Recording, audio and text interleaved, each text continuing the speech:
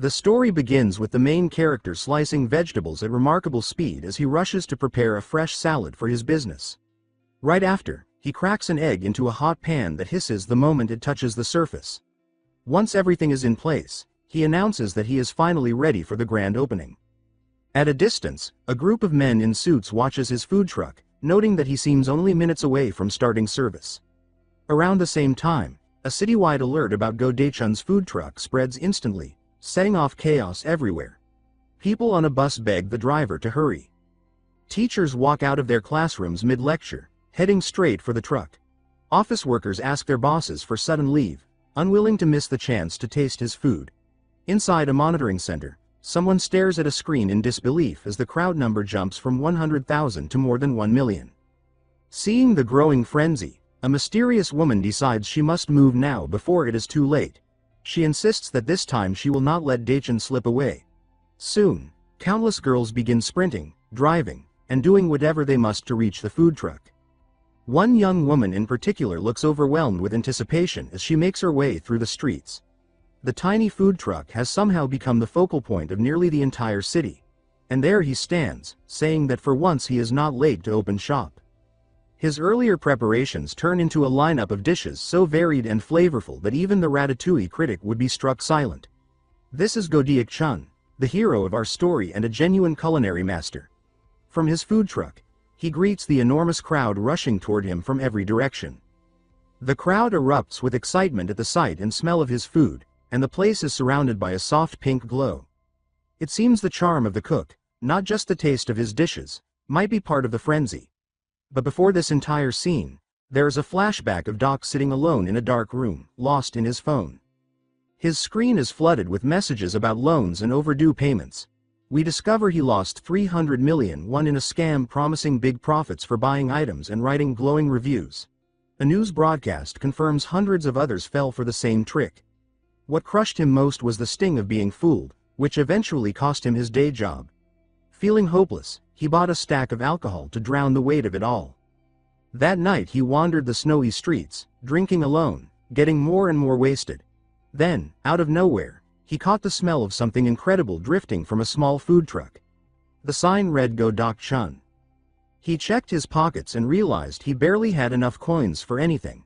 The cook noticed his gloomy expression and asked him why he looked so down. But the drunken man snapped back, telling him not to act like he understood his problems. He glared hard at the chef, suspicion and resentment filling his eyes. The cook, wearing a bandana labeled Daechun, simply laughed and offered him free takoyaki, assuming hunger was the real issue. Our main character practically drooled at the scent, even while doubting the stranger's kindness. Still, he took a giant bite of the warm, juicy octopus ball. The moment it touched his tongue, the flavor hit him like a cosmic explosion. The soft batter and chewy octopus sent him soaring through an imaginary galaxy. The sauce and toppings wrapped around him like a spinning Milky Way.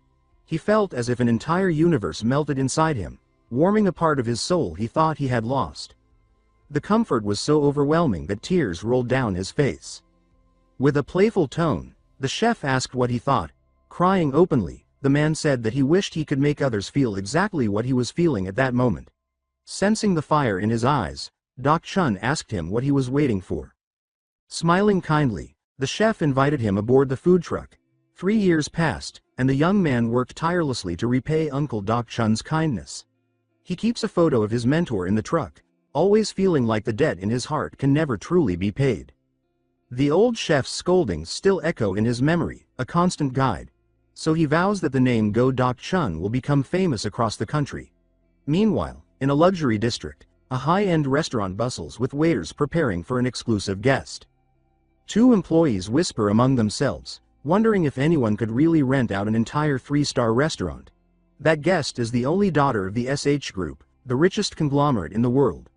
Her name is Nam Si-hee, and an army of chefs and waiters stands ready to serve only her. On their phones, images show her flying to school by helicopter and renting private islands for an afternoon break. The staff envy her extravagant life. Yet her expression as she cuts into her meal shows nothing but frustration. Every move she makes is judged by those around her, and the emptiness of her routine weighs on her. The dishes set before her have no sincerity, only luxury, only money. Then something unthinkable happens. She suddenly throws up food prepared by one of the world's top chefs. Wiping her mouth, she realizes wealth cannot fill the hollow space inside her. She sets her fork down, feeling trapped in a glass box. She closes her eyes, sensing herself fading piece by piece. Back in the present, the city's traffic crawls to a halt. Inside her car, Si-hee says she cannot breathe. The driver asks if she wants the window opened, but she simply smiles and writes sorry on the glass before stepping out. In a moment of daring grace, she leaps across cars and escapes her driver. Desperate, the man calls Chief Kim to report that the young miss has run away. Si-hee wanders freely, finally feeling alive. She leaves everything behind in the car to avoid being tracked. She is determined to live as the real Nam Si-hee for a change. Still, she wonders how long she will last with only a few checks, each worth 10 million won. While walking down the street, she spots a help wanted sign. The pay is 13,201 won an hour, and she decides to accept the job. At work, she greets customers with a bright smile. Soon a huge man approaches, questioning the buy one, get one free deal. She calmly confirms it and hands over the items, leaving him stunned. Moments later, a drunk man tries to trade a live chicken for a bottle of soju. To everyone's shock, she accepts the chicken without hesitation. A worried customer asks if she is all right as the store erupts into chaos, with the chicken running wild and people passed out on the floor. She responds with a thumbs up. The owner then storms out and orders everyone to leave. It becomes clear that Si-hee did not perform well and ends up fired from the small convenience store. Somewhere else, another boss kicks her out for dressing like a spoiled heiress. She tries again but gets rejected once more. Hearing that he refuses to work with someone like her, still determined, she tries a corner coffee shop next. There, she is confused, unsure what she has done wrong since she tried to be polite and cheerful. She gets her coffee and asks the price, showing the boss her checks. Sensing an opportunity, he claims the drink costs 60 million won. Si-hee freezes, stunned by the ridiculous price. She apologizes quickly and rushes out while the barista watches in confusion. The boss notices she left the checks behind and tries to call after her. Defeated, she collapses on the sidewalk, overwhelmed by how difficult life is for ordinary people. Crying, she admits to herself that without money and status she feels like nothing. Then a mouth-watering smell reaches her. It is coming from the food truck of our protagonist. The aroma comes from fish-shaped pastries sizzling away. He asks how many she would like, but she can only stare, captivated by the scent. Jun-ho thinks that the girl looks a little strange for staring at him with such intensity. The usually confident Si-hee is completely speechless. Embarrassed, she explains that she has been fired from every job she tried and asks if he accepts credit. He turns down her request, while the ghost of his master mutters that she does not even have 5 won to her name. Her expression falls apart, and once again she feels powerless. The sight reminds the protagonist of his own past, when he felt just as useless. Moved by that memory, he invites her into the food truck, surprising her. He tells her to start by making a fish-shaped pastry. Si-hee fumbles through the steps and he urges her to hurry, saying that he is starving. Unsure of the process, she pours the batter into the mold the way she assumes is right. She then adds the red bean filling, trying to guess the proper amount. After closing the mold, she waits anxiously, praying she got it right. But her first attempt ends in total failure. The pastry comes out burnt, blackened beyond saving. She apologizes, feeling ridiculous for failing at something so simple. To her shock, he picks up the ruined pastry and takes a bite. He says that it is still edible, then hands her a single coin as payment for her effort. After that, he asks whether she wants to work with him, since she has no job. The heiress hesitates, thinking over this sudden offer. When she does not answer fast enough, he says that she does not have to accept. But Si-hee then grabs his hand with the coin in it and accepts with great enthusiasm. She calls him Miss Duck-chun in her excitement, thrilled to finally have something resembling work. When the day ends, she beams as she thanks a customer. With her help, Jun-ho manages to sell out the entire food truck's stock. She then asks eagerly if she was helpful. He becomes awkward, unsure how to respond. He shows her the box of burnt pastries she made and tells her it was just average. Si-hee sighs in relief and promises she will do better tomorrow. He thinks that it does not matter what she calls him, as long as he can make his uncle's name known across the country. Seeing she is cold, he offers her his jacket for the walk home. The simple gesture touches her deeply, and she presses the jacket to her face. Meanwhile, the ghost of Uncle Jun-ho is overjoyed, proud of the protagonist for acting like a gentleman. Back at the truck, Jun-ho offers to give her a ride. An awkward silence settles between them. Then Si-hee admits that she finally found a job but has nowhere to sleep. The revelation shocks both him and the old ghost. He cannot believe the truth. He never imagined a girl dressed like a celebrity might be homeless. He offers her the day's wages and tells her to find a place to stay. She blushes a deep red when he gives her the money. Watching her, he thinks she really knows how to make someone worry. With no clear plan, he simply drives the truck for a while. For dinner, he prepares ramen for her. He explains that ramen is all they have at the moment. The young woman lights up with excitement while holding a small cat. She recalls a fancy seafood noodle dish she ate long ago. She says she has only had ramen once, and he assumes she was so poor she could afford it only that one time. In reality, she never ate simple food because of strict diets. She hugs the cat and comments that it looks a lot like Mr. Jun-ho. He explains that the cat is just a stray that visits from time to time. She says she thought this place was a shelter for it, but he reveals that this is his home, catching her completely off guard. When the ramen is ready, he hands her a bowl. She takes one bite and her eyes shine at the flavor. She devours the food and says it tastes incredible, which leaves him embarrassed. She adds that the noodles are spicy yet soft and asks how he achieved that texture. His secret appears. He beats an egg with a little milk to create a smooth mixture. Then he mixes the cooked noodles thoroughly in the bowl so each strand is coated. Finally, he pours the broth carefully, completing the dish. With her stomach full, she thanks him, saying she cannot remember the last time she ate so much. When it is time to sleep, she says she will stay on the floor so she does not overstep. He closes a curtain and says they can share the space without any problem. Lying down, she asks if he feels cramped, but he claims he does not. The ghost uncle mutters that she is the perfect daughter-in-law and calls the protagonist a fool for not realizing it. Si-hee thanks him for the day, saying she wanted to feel capable on her own, and that he is the first person who ever believed in her. She says that for the first time she lived as the real Nam Si-hee instead of the rich girl. Because he gave her such a precious day, she promises she will change his life. She then asks how much it would cost for him to fulfill his promise. When he does not answer, she decides to open the curtain.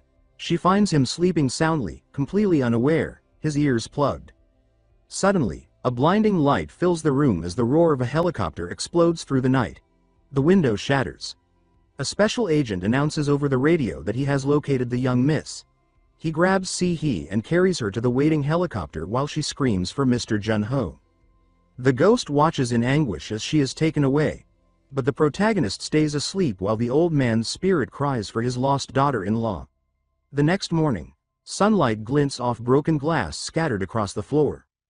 Jun-ho wakes in confusion, with no idea what happened.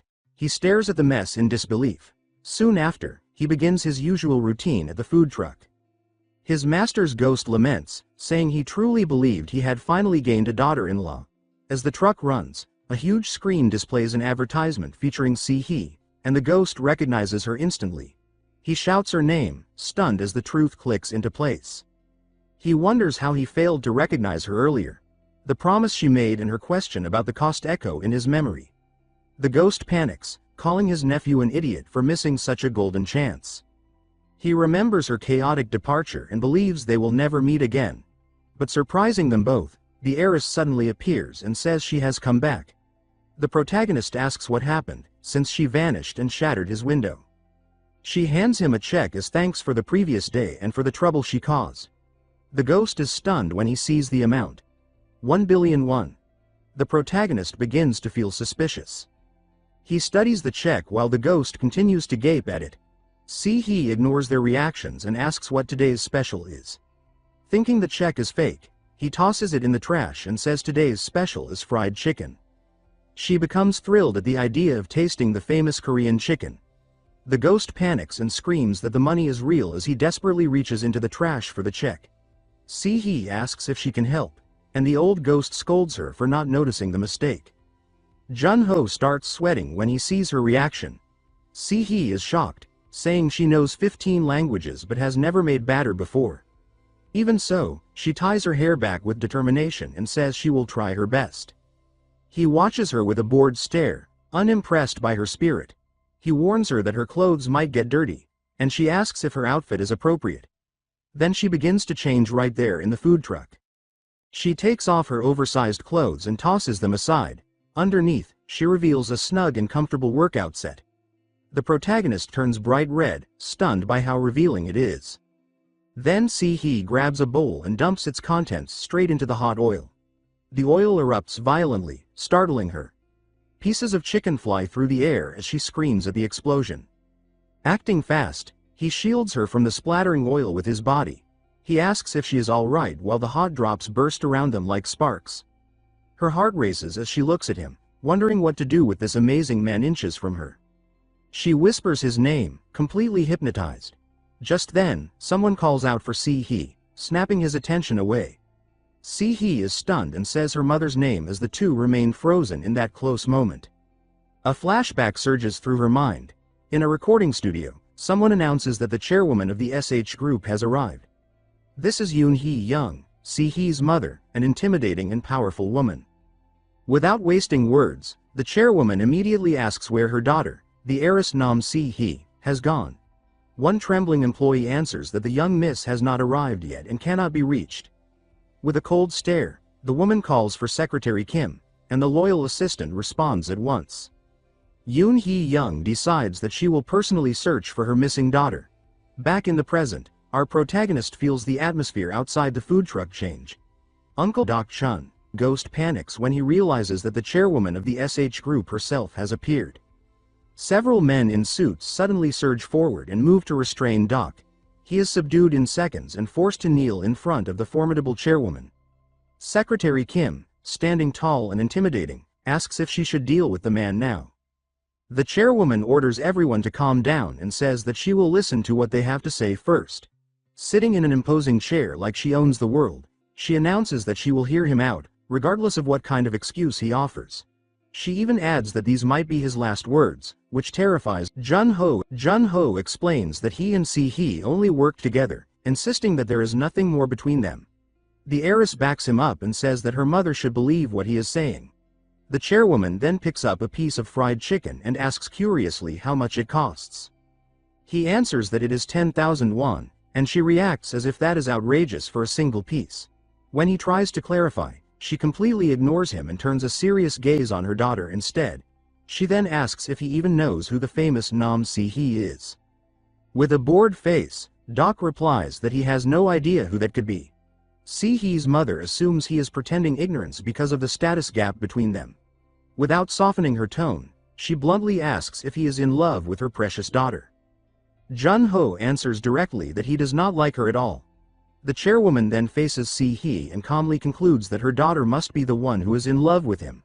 With anger in her eyes, she demands to know if he spent the previous night with her daughter. He grows red with embarrassment as their conversation becomes more intense.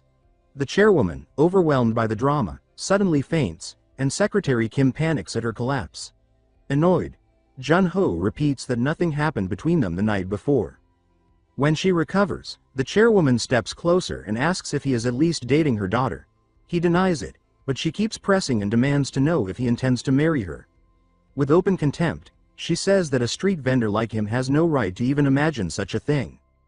The protagonist is left speechless by her arrogance. The chairwoman then orders Secretary Kim to bring something special.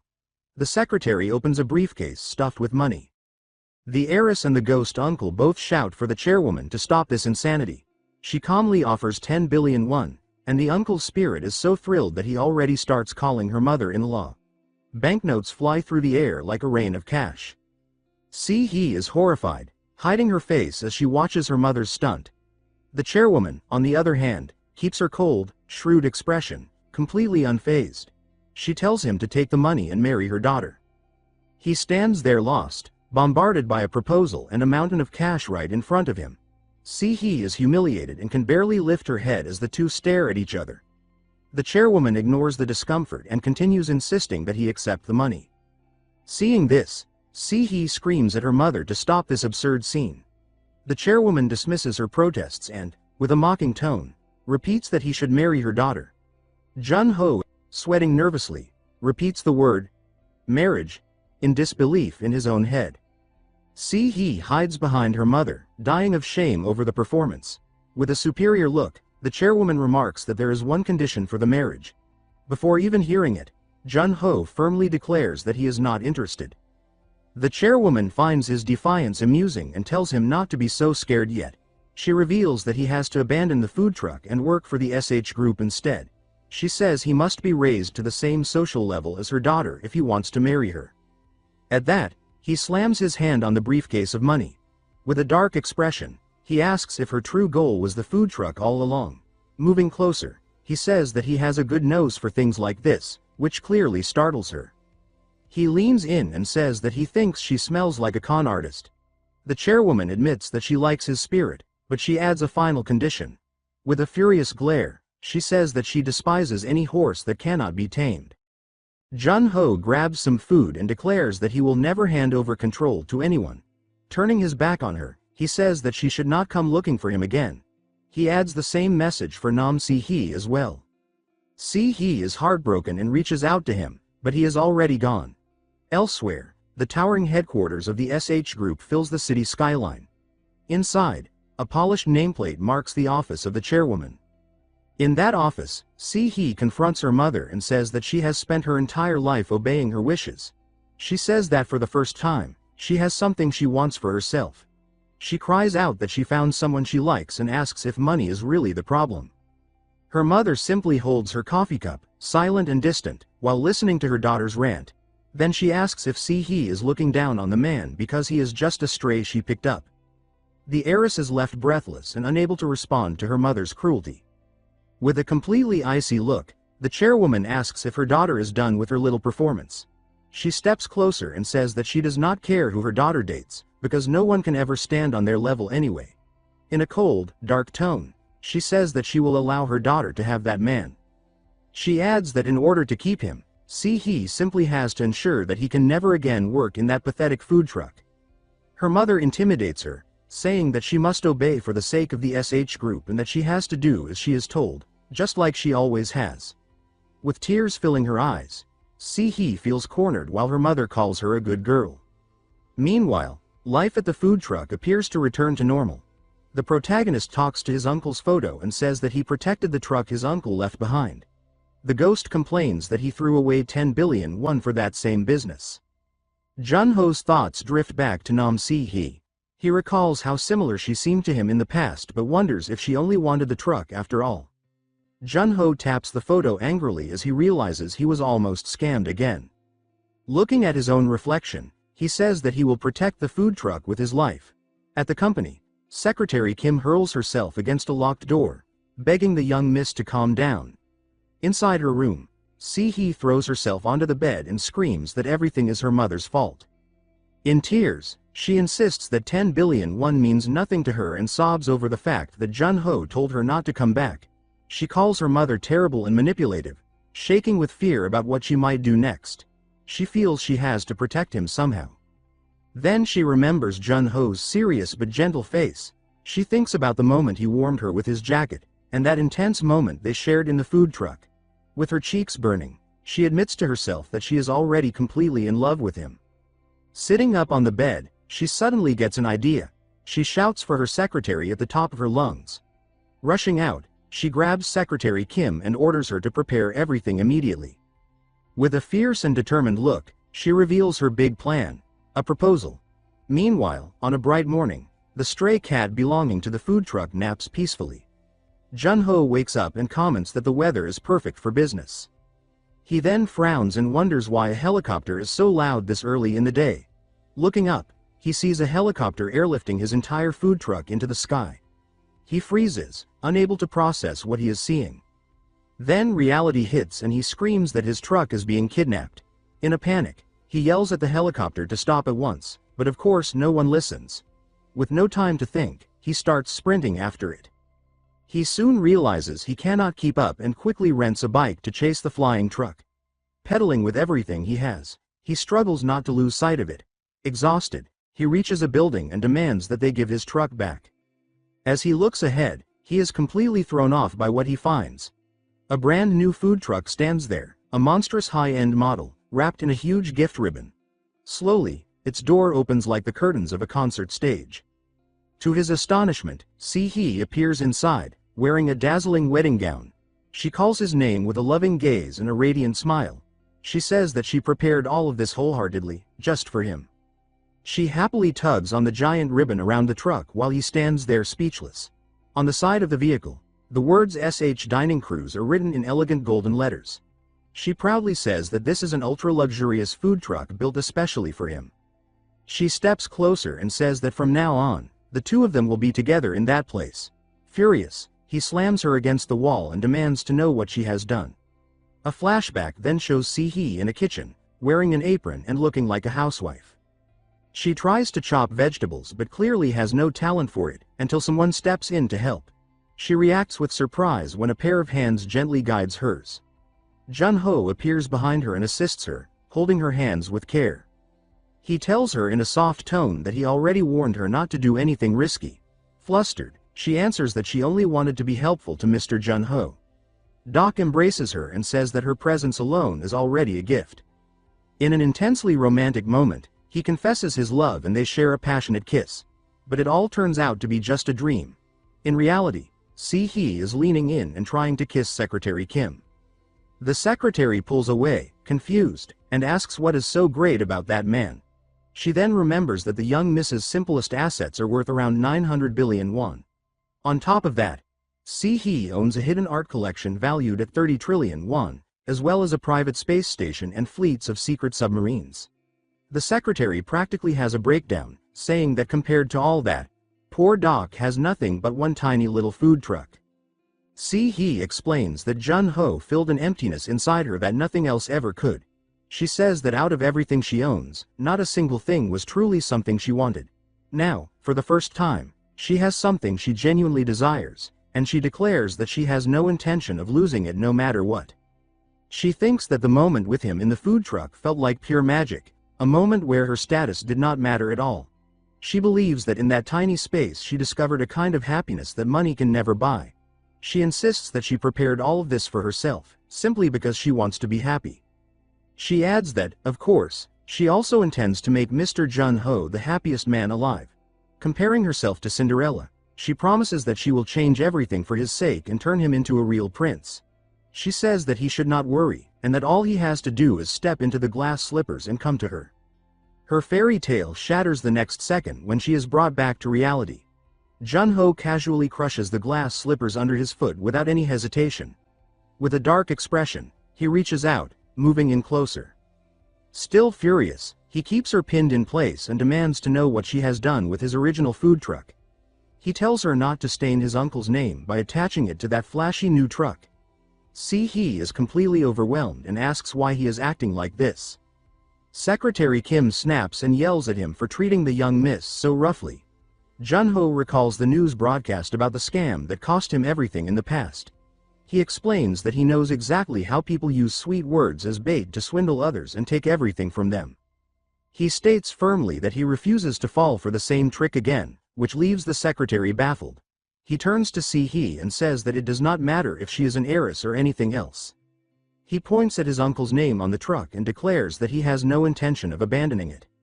With a defiant stare, he thumps his chest and tells them to just try taking his food truck away from him.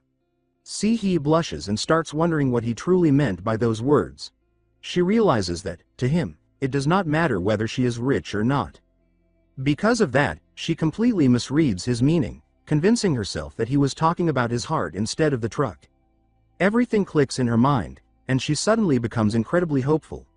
The protagonist looks at both of them with a serious expression. By now, Si-hee is entirely in love with him. After that, Jun-ho returns to work, focusing on making his signature corn dogs. He finishes each one with the expert flair of a seasoned chef, sprinkling salt in a stylish motion. Smiling, he offers the fresh corn dog to the next person in line. Watching from the shadows, Si-hee promises herself that she will help him sell every last item that day.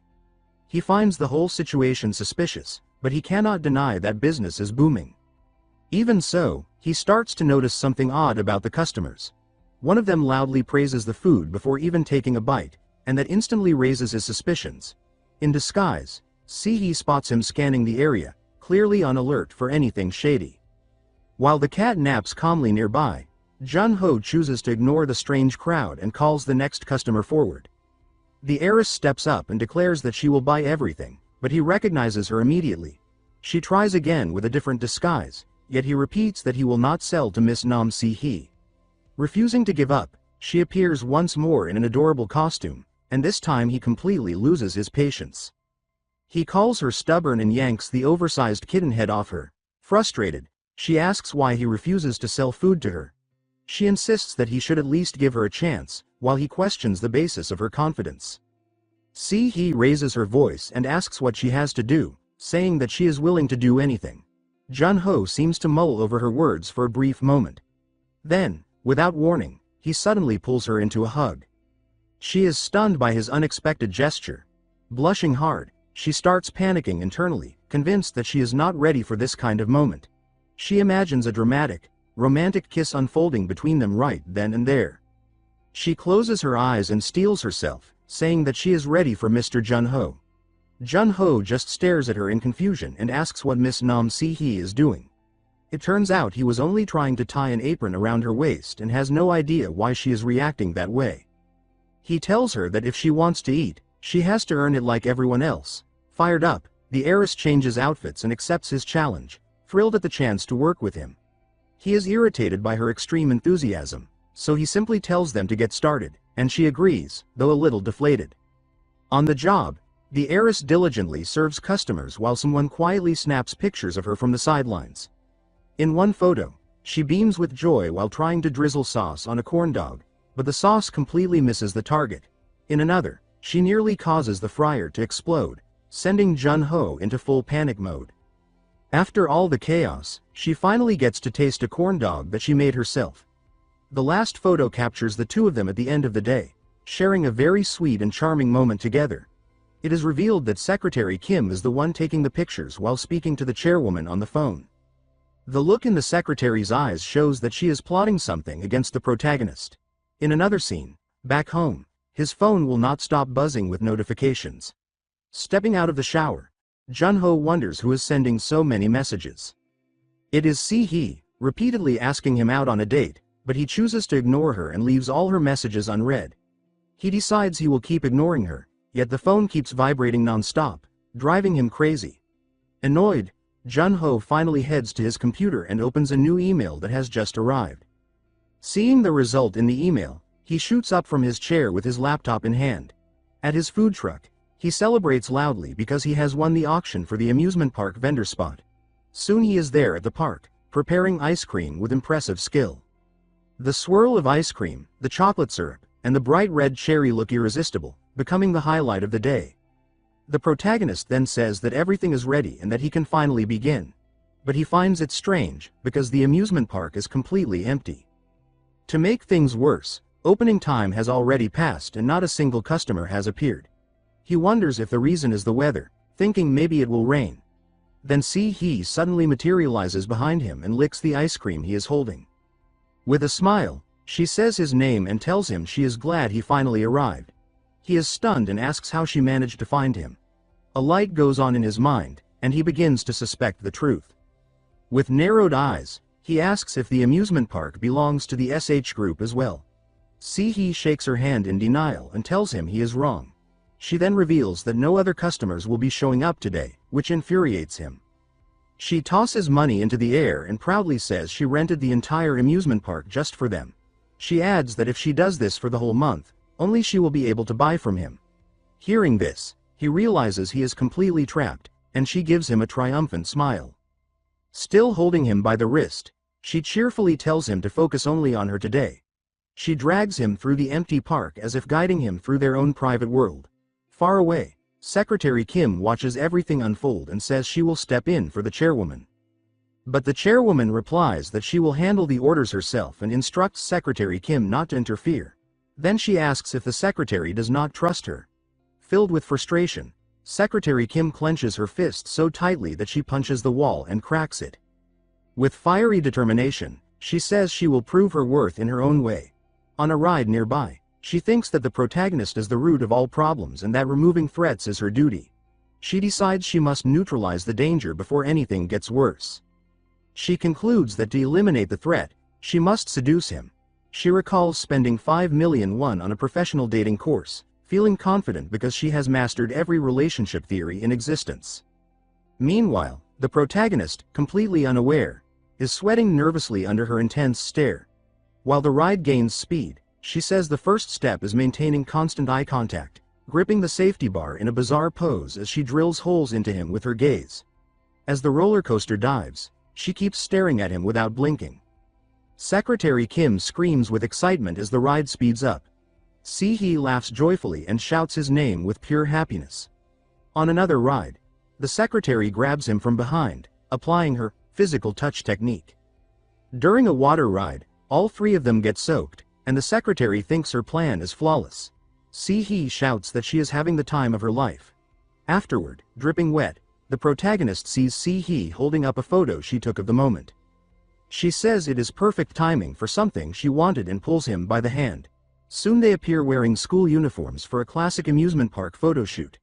Inside the booth, Si-hee gives him a kiss on the cheek, but he stays expressionless. Her kitten headband makes her look even cuter, perfect for the date she dreamed of. On the pirate ship ride, Si-hee lets go of the bars and starts clinging to him, bouncing with each swing. Seeing this, Secretary Kim leaps from her seat and calls the protagonist a loser. But when the huge ship drops down, she loses control. She realizes her mistake in slow motion and reaches out, shouting for the young miss to grab her hand. The protagonist asks how she can call herself a bodyguard when she cannot even stay upright on a basic ride. Secretary Kim, furious, demands to know what he just said. In her rage, she grabs his arm. In one swift movement, she flips him over her shoulder and slams him into the ground. Dazed, he asks if she did not just tell him to hold her hand. The secretary then pulls Si-hee close and questions why he is unaffected by everything. She cannot understand why her seduction techniques are failing so miserably. She insists that her theories are flawless and wonders what went wrong. With Plan A ruined, she decides it is time for Plan B, gripping the ride's steering wheel with all her strength. She starts spinning it at maximum speed. Si-hee squeals with delight, enjoying the ride's extreme spin. But the protagonist becomes dizzy and begs her to stop. Her plan is simple: disorient him and then overwhelm him so she can reset his thoughts. The ride spins so violently that it becomes a literal tornado. Jun-ho and Si-hee scream in panic as they whirl around. Fed up, the protagonist grabs the secretary's wrists and tells her to stop her madness. Secretary Kim freezes because he suddenly holds her hands. He looks at her with a deep, unbroken gaze, and she feels her heart thump wildly. His firm grip and intense eye contact make her own theory backfire spectacularly. She becomes completely red-faced and speechless at his unexpected touch. He says that he is dizzy, and she wonders if she is the one falling for him instead.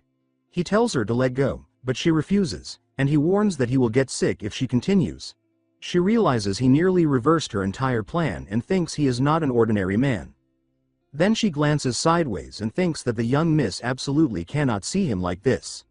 Feeling queasy at an amusement park, Secretary Kim holds her up and apologizes for the young miss's condition. It seems that Jun-ho is tagging along with them through the park. Suddenly, Si-hee becomes horribly embarrassed by what just happened. She tries to blame Secretary Kim for the loud stomach growl, but Jun-ho has already heard it clearly. The secretary reluctantly accepts the blame, but Jun-ho knows perfectly well that it was Si-hee. Secretary Kim turns red with anger and shame over the situation. The heiress then announces that she is going to the restroom and asks Jun-ho to wait for her. While he waits, Jun-ho picks up a toy gun from a nearby stall. Secretary Kim challenges him to a shooting game, proposing a bet. He gives her a bored look, clearly not very interested. He takes aim and asks her what she really wants from this. Staying blunt, the secretary cocks her own gun and says that she will be straightforward. She tells him to choose one out of two options she is about to present. She lists the first option as kicking the bucket, then reveals the second. She proposes that he fall in love with her, which leaves him stunned. Secretary Kim stands at the shooting range with the shotgun aimed squarely at his head. She calmly tells him to choose, saying that he must either die or fall for her. He stiffens with the game gun still in his hands and demands in utter confusion what she is talking about, thinking that the weapon pointed at him looks frighteningly real. She replies in a cold voice that she will permit him to like her, but only if he keeps his distance from the miss. He lowers his own gun to his shoulder and grumbles that everyone in that family seems desperate to push him away. He adds that even if she delivered a truck full of Ms. Nam Se-hee, he would have no use for her, asking them to simply cart her off. He begins to say that he would never want a woman who only cares about his truck, but before he can finish, she pulls the trigger. The sudden blast makes him freeze as he watches the projectile dart toward him, wondering in horror if she truly fired a real round. Her fury ignites as she repeats his words and shouts that he says he does not need their miss. The rubber bullet slams into him and drops him to his knees. Grabbing his upper arm, he yells that his shoulder is killing him, but when he checks under his shirt he realizes in bafflement that nothing seems damaged. She pumps the shotgun and explains that it is a rubber round used for riot control, though she adds that making him lose the use of that arm permanently is not out of the question. She leans closer and warns that this is his final chance, then demands loudly that he admit he likes her. Staring up at the barrel, he thinks bleakly that she is completely unhinged. He suddenly bolts, deciding they need to get out now. More shots crack behind him as he runs. Nam Se-hee appears ahead, waving happily and calling out to Mr. Jun-ho. He charges forward, grabs her, and pulls her into his arms, offering a stiff apology and saying that Ms. Nam Se-hee should forgive him for the sudden contact. She blushes, manages a shaky yes, and then gasps when he sweeps her off her feet and carries her away. Secretary Kim shouts that he is taking the miss hostage, as she watches them disappear, groaning in exasperation yet silently urging him to keep going. She watches his retreating figure with the miss in tow and thinks that he should run, Jun-ho. Then she straightens and decides privately that if she cannot have him, she will simply break him. Later, in a haunted school building, Uncle Doc Chun greets the pair, welcoming them and declaring that they have entered the cursed halls, not that they can see him anyway.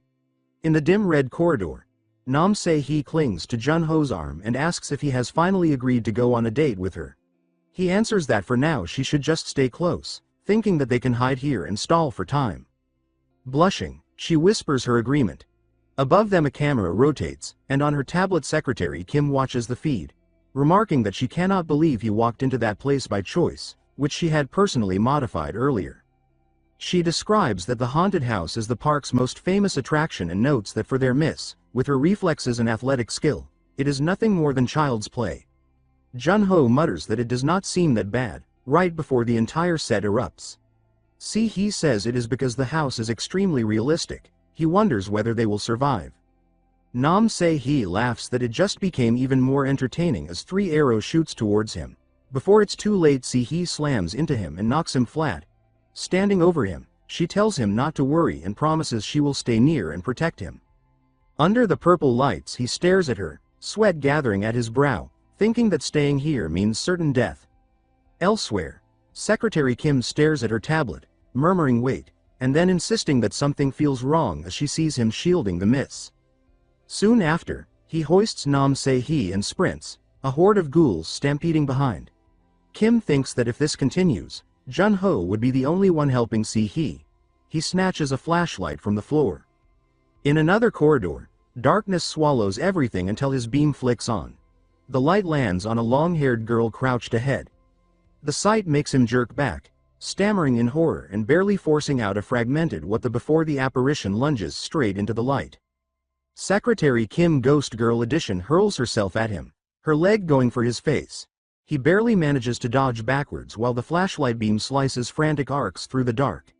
He scrambles upright with the light extended and yells that this is completely insane, while Nam Se-hee stands back completely nonchalantly. He sweeps the beam across the hallway and pants that he has no idea where the ghost went. The corridor reveals only dust and toppled props. Then, as he turns, he spots the shrouded figure lying coming at him from above. While he hesitates, the figure snaps upright, red eyes blazing through the cloth. Nam Se-hee sees a red button. She wonders what it is and clicks it without hesitation. Just as she did that, while Secretary Kim almost had him, a cage fell from above, trapping them both. They crash in a tangle of limbs and fabric, their screams overlapping. Secretary Kim lets out a stifled grunt as she opens her eyes to see their lips touching. Her thoughts halt for a second, wondering if those are truly his lips. Completely embarrassed, Secretary Kim kicks him off of her with force, sending him crashing. With her face bright red, she says that she is going to kill him. Flat on his back, he can only wheeze that he wants to go home. Nam Se-hee crouches near him in a wash of pink light, smiling brightly and telling him they have no time to rest. Soon they are running again across the open plaza as carousel lights whirl around them. Behind them, Secretary Kim charges in pursuit, slamming a control on her wrist device and shouting that he will not escape, while digital prompts say that her speed has increased. On the carousel platform, they are finally cornered by the railing and spinning lights. He looks around in despair, thinking that that woman is relentless to the very end. Nam Se-hee presses close to his arm and exclaims that they are trapped, while he eyes her suspiciously and wonders if she orchestrated all of this. Exhausted, he begs her to stop. She beams and reminds him that she is only doing exactly what he demanded, declaring that she will stay at his side, Mr. Jun-ho, for a full month. Cornered, he asks what he must do for her to end this. She leans in, hair fluttering, and says that he already knows, because she is only asking for what she truly wants. As the carousel spins into golden streaks, she slides her arms around his neck and draws him close until their faces nearly meet and her intent charges the space between their almost touching lips. Pressed close against him on the carousel, Nam Se-hee tilts her face up toward Go Dok-chun and says that he already knows the answer, that he understands exactly what she wants. Her arms loop around his neck as she leans in, her lips parting, her intention sharpening in her mind into a single, unmistakable desire. Their mouths hover a breath apart when the entire carousel suddenly erupts in crackling blue lightning. Elsewhere in the park, Manager Kim stares at the ride as sparks explode across its structure. She exclaims in shock, instinctively voicing disbelief, while her wrist device flashes red and repeatedly signals an error. The surge ripples outward through the amusement park, lights flickering across the miniature castle and the roller coaster. Secretary Kim rushes toward the carousel and shouts anxiously, asking whether the miss is all right. Moments later, the lights stabilize. Beneath the warm glow of the bulbs, Nam Se-hee straightens her uniform, her cheeks flushed, and laughs it off, saying that it startled them and must have been a brief power outage. She glances around and realizes she is standing alone on the platform. Confusion crosses her face as she murmurs that she wonders where he went, calling out for Mr. Dok-chun. Her voice echoes over the now silent carousel. Far away, that cry for Mr. Dok-chun lingers in his memory as he grips the steering wheel of his truck. He slams down on the accelerator, thinking that the penalty for canceling the contract will be painful, but also knowing that he cannot allow that woman to toy with him any longer. The image of the muzzle flash and the bullet flying straight toward his chest burns in his thoughts, and he frames it as a clear threat on his life, proof that she treated him like something money could control. Scenes from the haunted school attraction flash through his mind, Se-hee's delighted expression looming large, until her name brands itself in his thoughts as something dangerous. Jaw clenched, he yells into the empty passenger seat that he will never let her have her way with his truck. As the food truck races down a moonlit avenue between towering buildings, its taillights shrinking into pinpricks behind him, he lifts his eyes to the sky and silently asks his late uncle to watch over him. High above the city, in a glass-walled office, Manager Kim kneels low and apologizes, addressing the woman seated before her as chairwoman. The chairwoman stands before the window, city lights reflected across half her face, and coldly reminds her that she had explicitly warned her not to get involved. Manager Kim pleads for another chance, insisting that this time she will make sure he can never cook again for the rest of his life. Her eyes burn red behind her glasses as she adds that she can do far worse. The refusal comes swiftly. Se-hee's mother tells her not to interfere, addressing her firmly as Manager Kim, then grips her jaw and pulls her face close to reinforce the command. The chairwoman explains that they must make him leave of his own accord. Manager Kim trembles as she listens, sweat gathering at her temples. The chairwoman continues, warning that if Se-hee realizes something went wrong because of interference, she will break down again. The thought summons the image of a younger Se-hee with hollow eyes, and the chairwoman adds that it would be like 20 years ago, when Se-hee caused her father's death at a blood-splattered crosswalk beneath a red traffic light. That grim memory is abruptly contrasted by a bright video frame.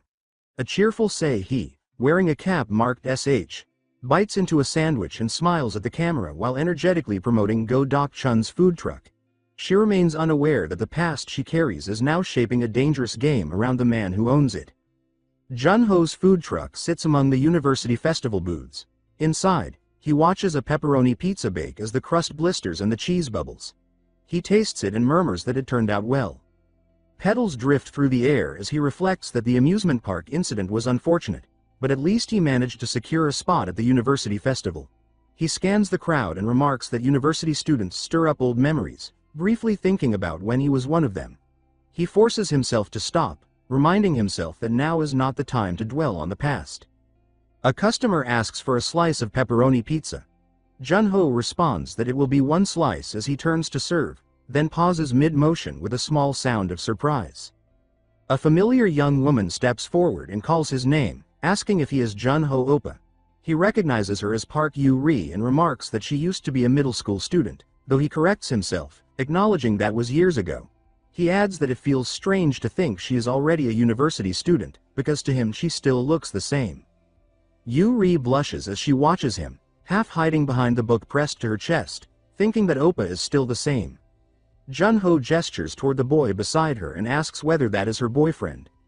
Yu-ri panics and quickly denies it, explaining that he is only a friend, her classmate from the fashion design department, Shin Soo-yeon.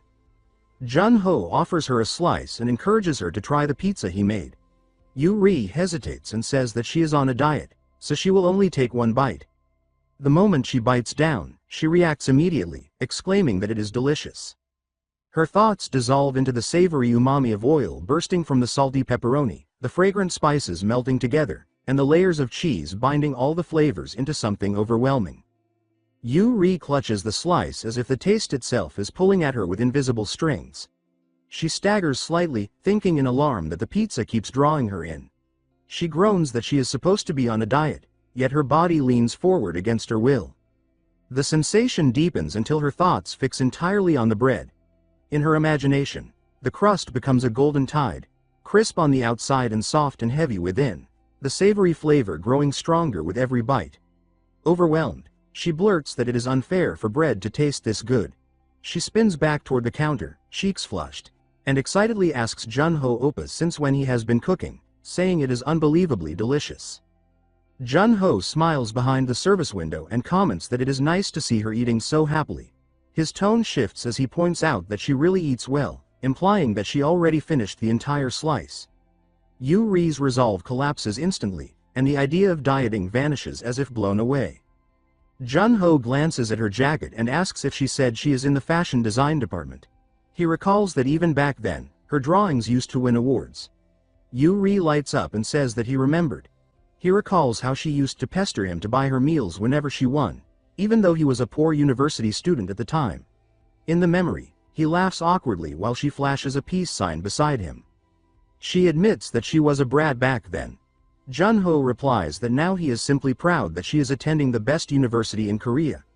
Leaning on his elbow, he tells her sincerely that she worked very hard. A voice from nearby calls for Yu-ri and Soo-yeon to hurry. Yu-ri bows and thanks Jun-ho, saying that she will enjoy the meal as she and Soo-yeon lift the packed boxes. Jun-ho lightly warns that if she eats it all by herself, she will gain weight. Yu-ri whirls back, face red, calling out to him as petals drift around her. As she walks beneath the blossoms, she turns and says that she will see him again, Jun-ho Oppa. Jun-ho watches her go and thinks with quiet relief that it is good to see she is doing well.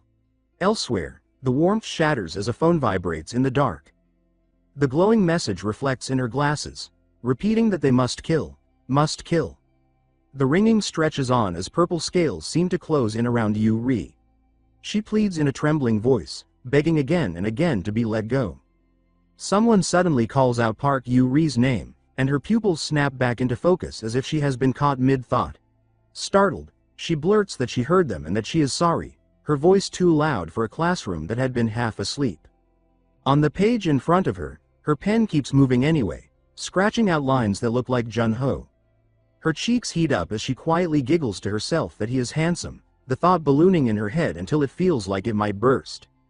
Park Yu-ri's name gets shouted again, louder by the professor. Outside, she spots him and thinks in a rush that it is Oppa.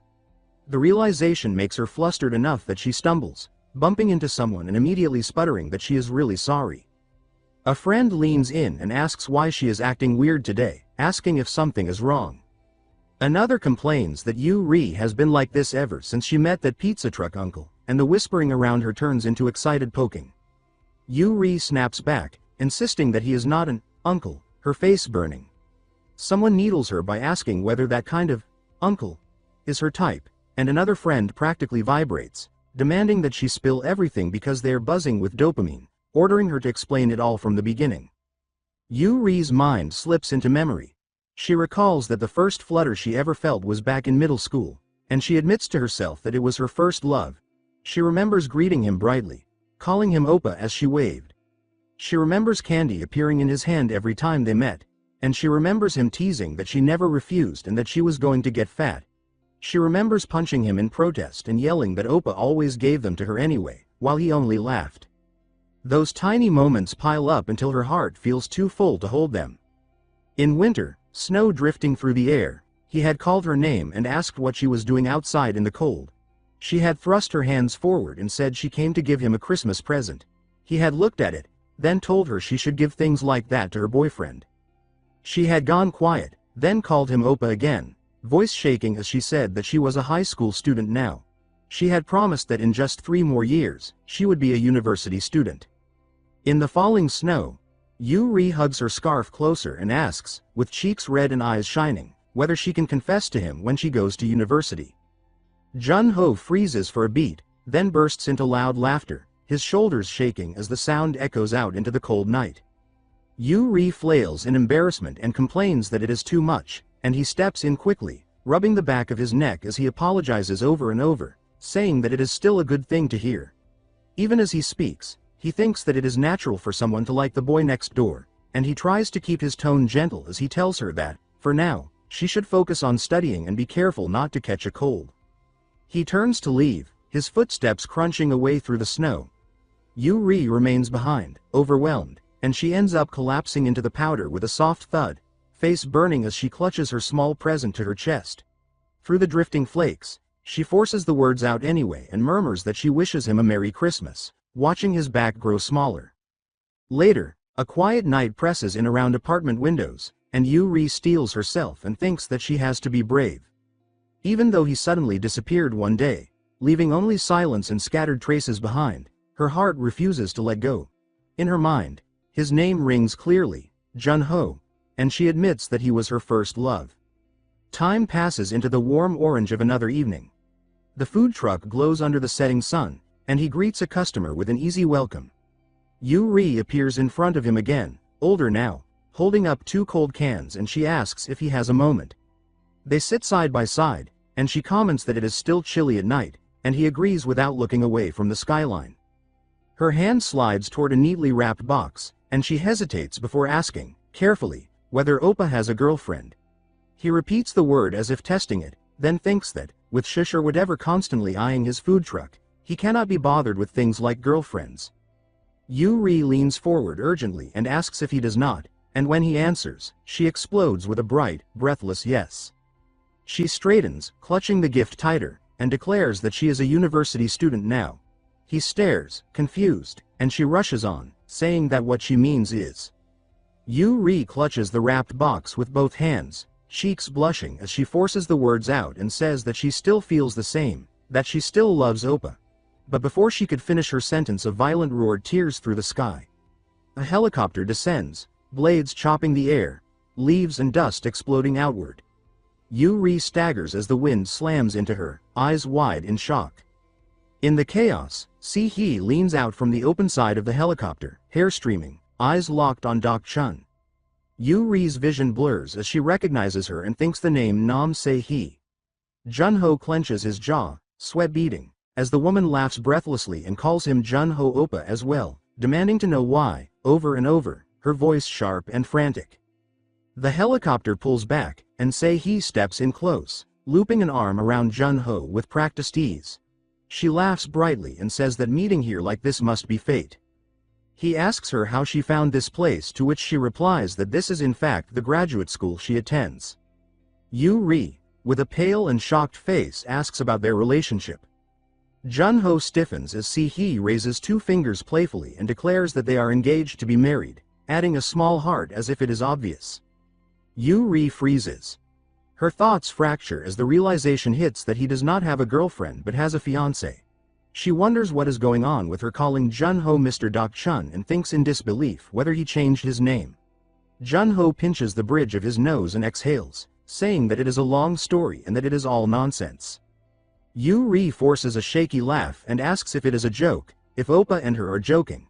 Se-hee's expression hardens as she leans in and states calmly that it is not a joke, asking if there is any reason it would not work out. She studies Yu-ri's face and then asks directly whether she perhaps likes Mr. Dak-chun. Yu-ri flinches, stunned, letting out a small sound of confusion. Dak-chun turns sharply and says that Se-hee is spouting all sorts of nonsense again today. He explains that when he was a university student, Yu-ri was still a middle schooler, that they were neighbors who often met and got close. In the dark of Yu-ri's mind, the words echo. She thinks that she knows, begging him inwardly not to finish his words. As a plea not to say those things, Dak-chun finishes firmly, stating that Yu-ri is like a little sister to him, unaware of the inner turmoil he is causing Yu-ri. Yu-ri keeps turning over the thought in her head. She wonders what kind of story only the two of them share, what kind of distance exists between them, and why, of all people, that person has to be Nam Si-hee. The realization makes her chest tighten with anger. With a voice already cracking, she mutters that she will head out first because of an assignment. She adds that she will see him later and calls him Oppa, then bolts away without looking back, leaving Jun-ho standing there with Si-hee. The scene fades and shifts to the following day. Near Jun-ho's food truck on the university campus, his cat lounges close by. Si-hee approaches with an exaggerated puppy-like expression and says that she is hungry. Jun-ho lifts up a slice of pizza and asks her if she likes pizza. She replies that she once ate pizza at a 3-star Italian gourmet restaurant, but she did not like it at all. Crossing his arms, Jun-ho tells her that means she has never actually had good pizza. Si-hee lights up at that and excitedly tells him to make her a delicious one, then. Jun-ho, however, has something else in mind. He hands her an apron, and she asks if she really has to work for it. He responds by saying there is no reason he would just give it to her and asks what is even special about her. She immediately starts listing her features, saying that her eyes are pretty, her nose is pretty, and continues on until Jun-ho is clearly fed up with her antics. He tells her to focus. He explains that pizza starts with the dough, though they will be using dough that has already been fermented. While he talks, Si-hee casually munches on one of the ingredients, prompting Jun-ho to scold her and tell her not to eat it. He begins the first step by sprinkling flour over the dough and spinning it to spread it evenly. Si-hee, meanwhile, messes around and pokes a hole straight through her own dough. Jun-ho reaches out, takes her hands, and guides her movements, explaining that stretching dough by hand is harder than it looks. The closeness makes Si-hee blush, and she quickly asks what the next step is. Jun-ho leans closer to her face and demonstrates by spinning the dough up into the air.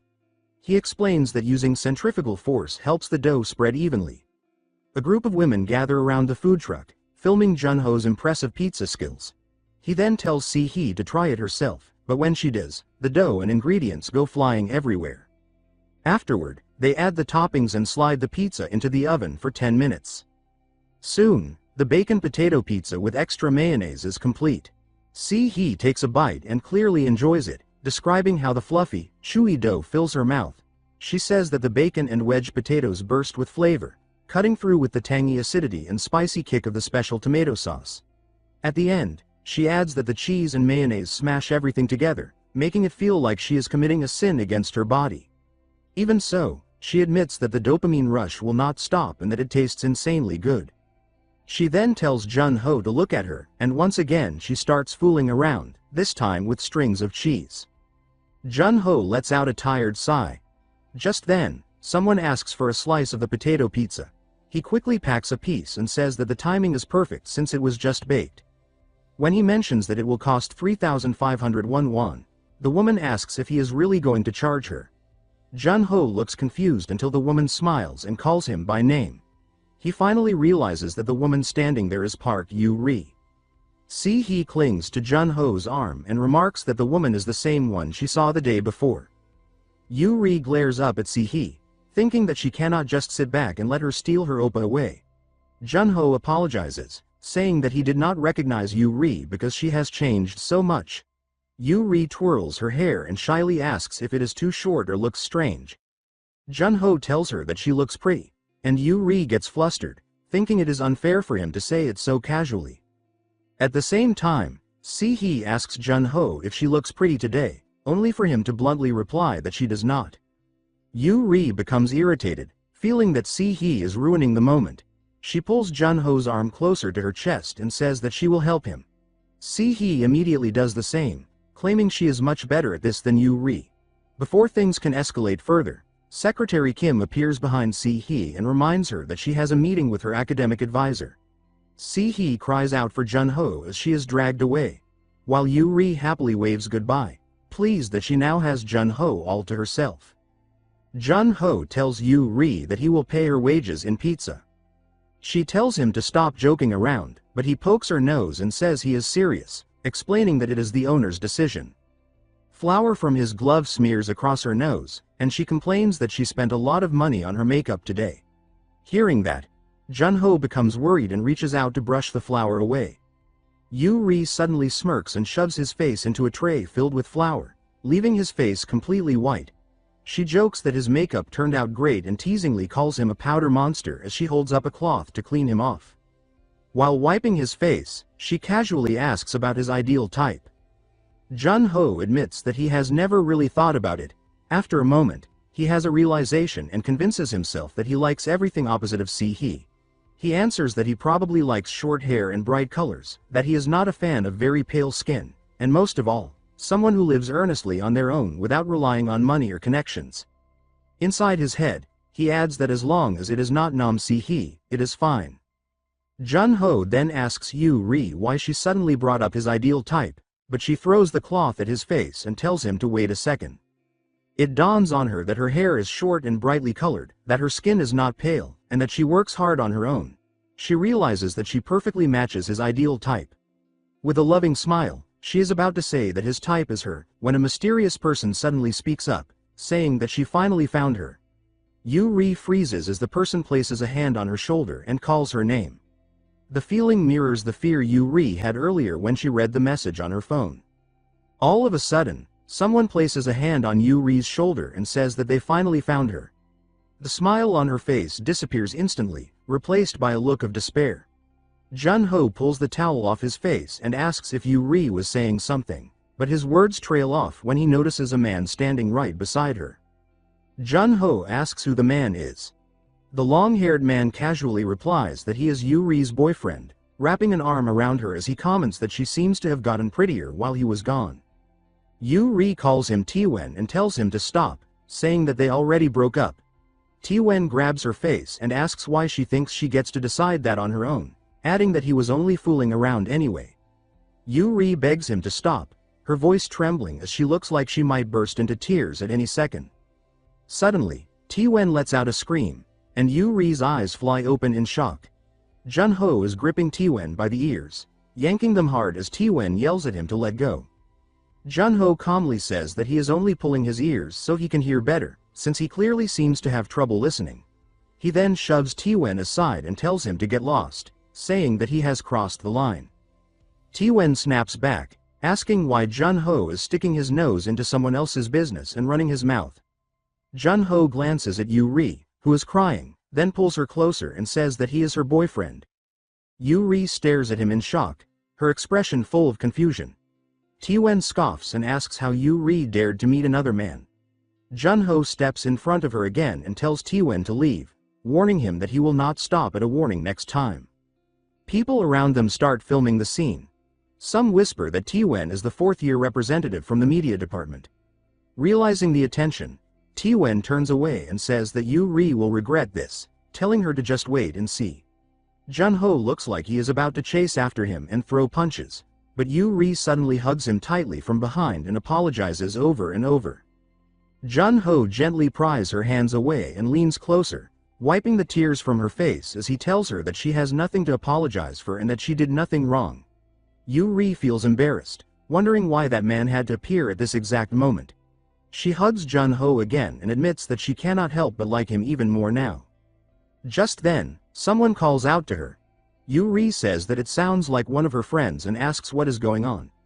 At the same time, she realizes how close she is to Jun-ho and suddenly knees him in the face without thinking. Blood starts to trickle as Jun-ho protests that she was the one who hugged him first. Yu-ri hurriedly apologizes, saying she was startled. Jun-ho tells her to use only one tissue because they are expensive. Yu-ri peeks out from the food truck and asks her friends to wait for a moment. They shout back that it is urgent and related to their department. Yu-ri rushes off toward the department, with no idea why Jun-ho ends up following her. One of the members explains that T-Wen just cut their funding for snack ingredients and told them that Yu-ri has to apologize to him in person if they want the money back. The others complain angrily, saying this ruins everything, that they cannot sell anything today or they will have to pay out of pocket, and asking why they have to suffer over something that is Yu-ri's fault. Yu-ri apologizes again and says she will somehow fix it by talking to him. Jun-ho asks whether the ingredients they already have are not enough, somehow slipping himself into their stall as he speaks. Yu-ri asks what he is talking about, and the others explain that those are leftovers from the previous day, the food they failed to sell. Jun-ho ties a towel around his head and asks why they are just standing there, telling them to get ready to sell. Before long, a huge crowd forms in front of the stall, and the food starts selling out at a rapid pace. Later that night, Yu-ri tells Jun-ho that he was incredible and asks what kind of magic he used. He explains that festival stalls always sell the same things, like fish cakes, sundae, sausages, rolled omelets, and chicken skewers. But he adds that changing the menu even slightly can turn it into something new. He explains that by taking a regular kimchi pancake and adding bacon and cheese before grilling it, it becomes a sweet and salty combination. Bacon cheese kimchi pancake, along with condensed milk cheese corn pancake. One of Yu-ri's friends calls out to ask if the food for table 39 is ready. Yu-ri replies that she is bringing it now. As she carries the dishes away, she looks back and smiles, thanking Jun-ho again. Jun-ho wonders if he was not supposed to be selling pizza at his own stall. Still, after seeing Yu-ri's smile and the satisfied customers leaving, he admits to himself that it was not so bad. A few lingering stares remain fixed on Yu-ri's stall. Jun-ho says that he is going to the restroom. Only a few seconds after he leaves, T-Wen slips into the kitchen. Keeping his face hidden, he asks how Yu-ri can smile so brightly. He looks over the ingredients and says that Yu-ri brought this on herself, then quietly sprays something over the food. Taiwan jolts as he brushes past someone in the crowd. He dips his head, but irritation flashes beneath the hood as he turns away. Jun-ho catches his figure, his gaze snaps forward and his thoughts freeze. There is no way. Jun-ho spins around at once. Recognition sharpens his eyes as he screams that the man needs to stop. Taiwan keeps moving with the crowd, disappearing without a trace. Back at the stall, Park Yu-ri looks up from her work and asks Jun-ho what is wrong. His jaw tightens as he tells her that that jerk tampered with the batter. Yu-ri stiffens and carefully asks if he means what she thinks he means. Jun-ho confirms it. He lifts a jar and explains that chili powder was dumped into the kimchi pancake mix. Yu-ri stares at the red speckled batter and exhales that it was chili powder after all. Anger simmers as Jun-ho thinks about how petty the man must be, wondering if that was really the best revenge he could manage. She points out that it is still a serious problem because those were their last ingredients. She asks how they are supposed to sell something that already looks painfully spicy. Jun-ho's arm tightens, saying that Taiwan has crossed a line by tampering with food and draws a kitchen knife. Yu-ri quickly tells him to calm down. He lowers his gaze beneath his headband, silently vowing not to let this slide. Outside, the long-haired Taiwan tilts back a can, drinking deeply as cold liquid spills down his chin. He mutters that it feels refreshing and looks toward the glowing food stalls, wondering why Jun-ho has not shut down yet. Dread creeps in as he hopes Jun-ho is not actually selling that food. The answer comes fast and loud. Faces twist in pain as people cough, thrash, and cry out. Someone begs for help, another demands to know what kind of food this is, someone sobs for their mother, another shouts into a phone asking if this is an emergency, and someone screams that they cannot see. Taiwan recoils, stunned, thinking that Jun-ho really sold it and calling him insane. Then his shock turns into a grin. He decides this is even better and tells himself to enjoy watching Jun-ho get destroyed. Inside the stall, Yu-ri covers her mouth, eyes shaking as she calls Jun-ho's name and asks what they should do while the crowd spirals. A brief hush falls like a countdown, 3, 2, 1, before it shatters as a glass slams down and someone loudly demands attention. Suddenly, bottles are raised and voices shout for more beer. The food truck area erupts, noise and laughter swelling, while Jun-ho's stall remains packed. Taiwan stares through the crowd, disbelief twisting into fury. He mutters why under his breath, raging internally as Jun-ho's business somehow thrives. Around him, voices overlap as people announce it as a new menu item, complain about seating, and tell each other to squeeze together. Inside the stall, Jun-ho leans close behind Yu-ri and quietly asks how it looks. She startles. He folds his arms and smiles calmly, reminding her that he told her not to worry. Yu-ri laughs awkwardly and asks how he managed it this time, quickly adding that he does not actually have magic. Jun-ho asks if she is curious. He thinks that if it was going to be spicy anyway, they might as well commit fully. Bottles pop open, fizz filling the air as excitement builds. Over the sizzling griddle, Jun-ho works smoothly, explaining that they should make it a delicious kind of spicy, something that makes people crave drinks. He pauses, then hints that there is one more secret. Yu-ri lifts a piece with chopsticks and takes a bite. Heat explodes instantly. Her face turns red as she jerks back, screaming that it is fire and begging for help. Special mayo sauce. Thoughts tumble through the burn. The spice hurts like real fire, but once dipped into the thick sauce, the heat settles perfectly. Confusion follows as craving takes over, and her thought screams that stopping is impossible. The special mayo sauce contains 6 parts mayo, 2 parts sugar, 1 part lemon juice, 3 parts soda, and a pinch of salt. At nearby tables, customers fight over the dish like wild animals. One begs for a bite while another snarls possessively. The name spreads with the frenzy. Jun-ho's kimchi pancake with chungyang chili and special mayo sauce. Yu-ri watches, breath caught. She thinks that when she is with Jun-ho, the world feels less frightening, like she can do anything. Her heart pounds as she braces herself. He thought slips through anyway. She admits inwardly that she likes him. Jun-ho grows serious and asks what happened with the man earlier. Yu-ri explains that he was not always like that. She remembers him smiling warmly, someone who reached out when she could not fit in. Then his jealousy worsened as she began connecting with others. Eventually she ended it. Shame may have hurt him more than the breakup, because that is when the bullying began. Back in the present, Yu-ri hardens her resolve. She says she will not endure it anymore. She thinks about wanting to show her true self, not just her appearance. She rubs her watering eyes with her gloved hand, breathing about how spicy the chilies are.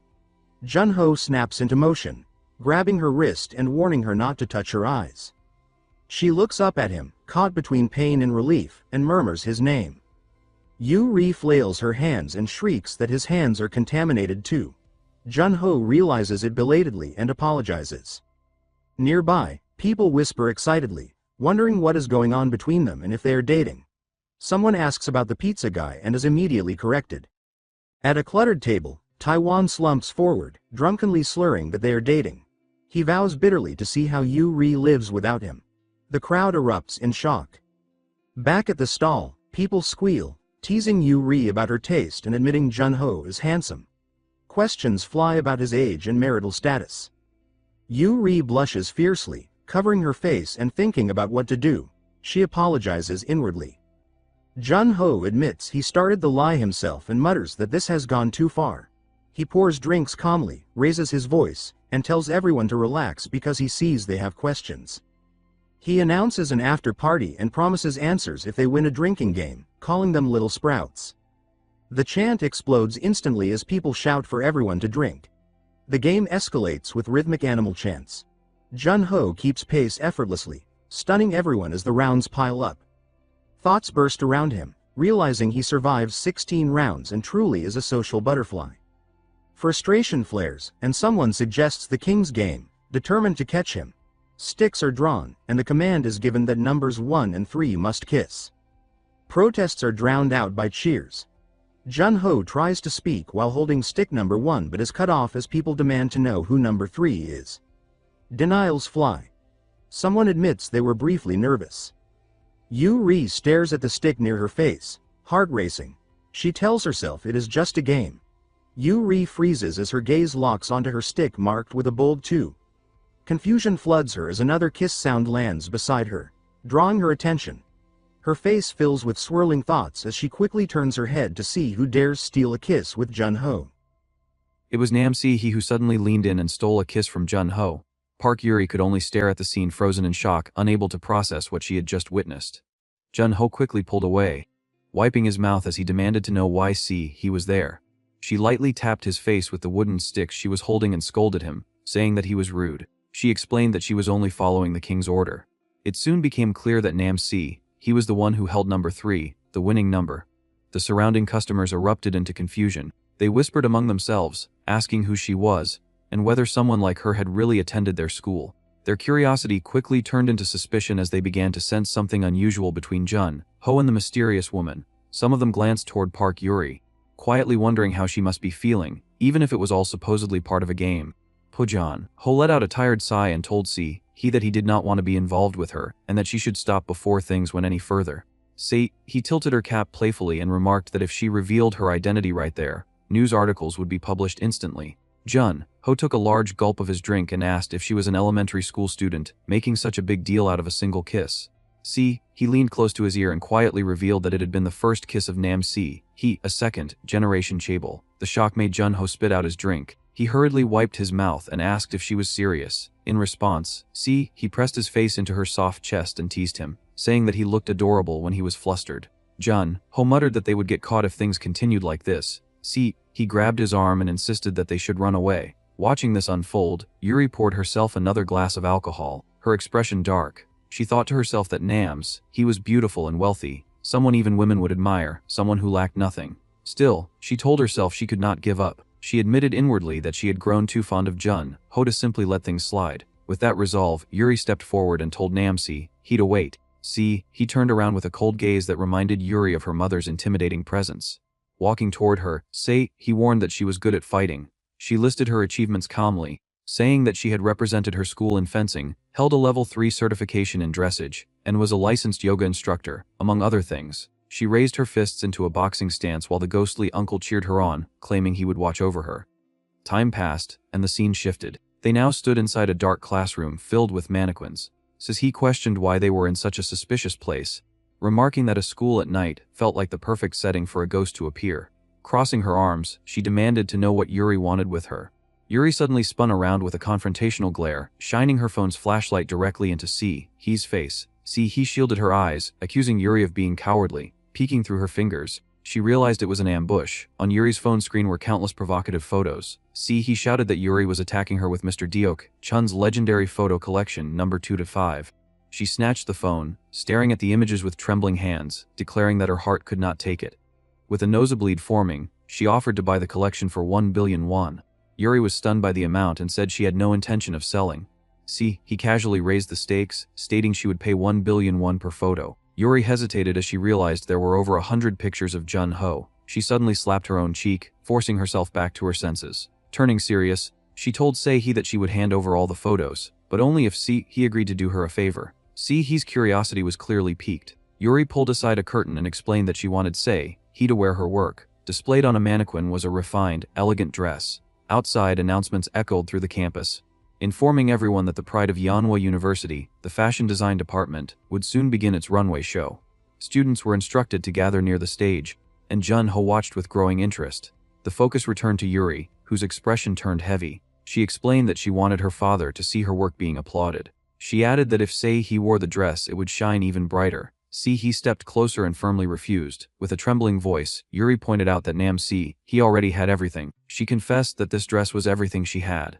Before she could finish, he winked and explained that was exactly why she refused to wear it. She said that if someone who already had everything took this moment too, it would be unfair. She added that she wanted to win Mr. Deok Chun through her own effort as well. Adjusting her hair, he pulled Yuri into a hug and told her to wear it herself. She positioned Yuri in front of a mirror and encouraged her to show the world how brilliant she truly was. the scene shifted to the runway show. The announcer called Park Yuri's name, signaling her to present her work. Yuri's vision blurred as nerves overwhelmed her, and she questioned whether she could truly step forward. From the shadows, Hwan appeared and asked what she thought she was doing. Startled, she addressed him as her senior. He pinned her against the wall and sneered, telling her not to act arrogant. He mocked her ambitions, claiming she would soon understand how miserable he had been because of her. Yuri turned her face away, heart heavy, as he walked off wearing a satisfied grin, confident that he had crushed her confidence. Laughing to himself, he muttered that he would enjoy watching her get trampled by ridicule. Moments later, the announcer called Yuri's name again. She stepped forward hesitantly, thinking that she might ruin everything because of him. Faced with countless staring eyes, fear took over. She covered her face as tears threatened to fall. Then she heard someone whistling and calling her name. Looking up in surprise, she saw Jun-ho and he cheering her on. The support moved her deeply, and before she realized it, her feet were carrying her forward, toward the path where her oppa stood. Her fear faded away. She noticed Jun-ho giving her a thumbs up while wearing the hood she had designed. Joy flooded her heart as she realized it was the gift she had never been able to give him before. She wondered if he had brought it just for this moment. His constant kindness, always drawing the line and calling her a younger sister, suddenly felt unfair. She thought that he had crossed the line first. All the hesitation, the waiting, the missed timing rushed through her mind. She kicked off her high heels and ran toward Jun-ho, thinking of all the words she had swallowed and all the time she had spent only watching him. She decided it was time to end it. The audience awarded her fashion design a perfect score as she leapt off the stage and ran toward him, determined to finally speak the words that had been tangled in her chest for so long. With a tender smile, she rushed forward to hug him, confessing that she liked him. Instead, her face collided with something unexpectedly soft and squishy. It was Nam's. Startled, he asked if Yuri was saying that she liked her. Yuri blinked in confusion, lifting her head and looking around frantically, wondering where her appa had gone. He turns back and states that Jun-ho is right there, but she quickly realizes he and his truck have completely disappeared. Both she and Yuri cry out in frustration, complaining that he has run away again without a trace. The story moves to the following day. Jun-ho drives his truck along the road, thinking to himself that Ok-chun's food truck is already well known in Seoul thanks to Uncle Ok-chun's lifelong dedication. He reflects that his own role is to spread that reputation across the entire country, and that his first target region is Gangwon-do. Some time later, his truck is surrounded by a group of elderly onlookers. They murmur among themselves that a young man is preparing something using makgeolli, explaining to each other that makgeolli is rice wine. Jun-ho vigorously shakes the bottle, and the elders warn that it will burst if he keeps doing that. He ignores the warnings and opens the lid anyway, causing the contents to spray everywhere. The elders react with exasperation, reminding him that they predicted exactly that outcome. Jun-ho calmly reassures them and pours the fizzy makgeolli straight into the ice shaver. The machine throws up a flurry of chilled flakes that splash back onto him, and he remarks that it is perfect for hot weather.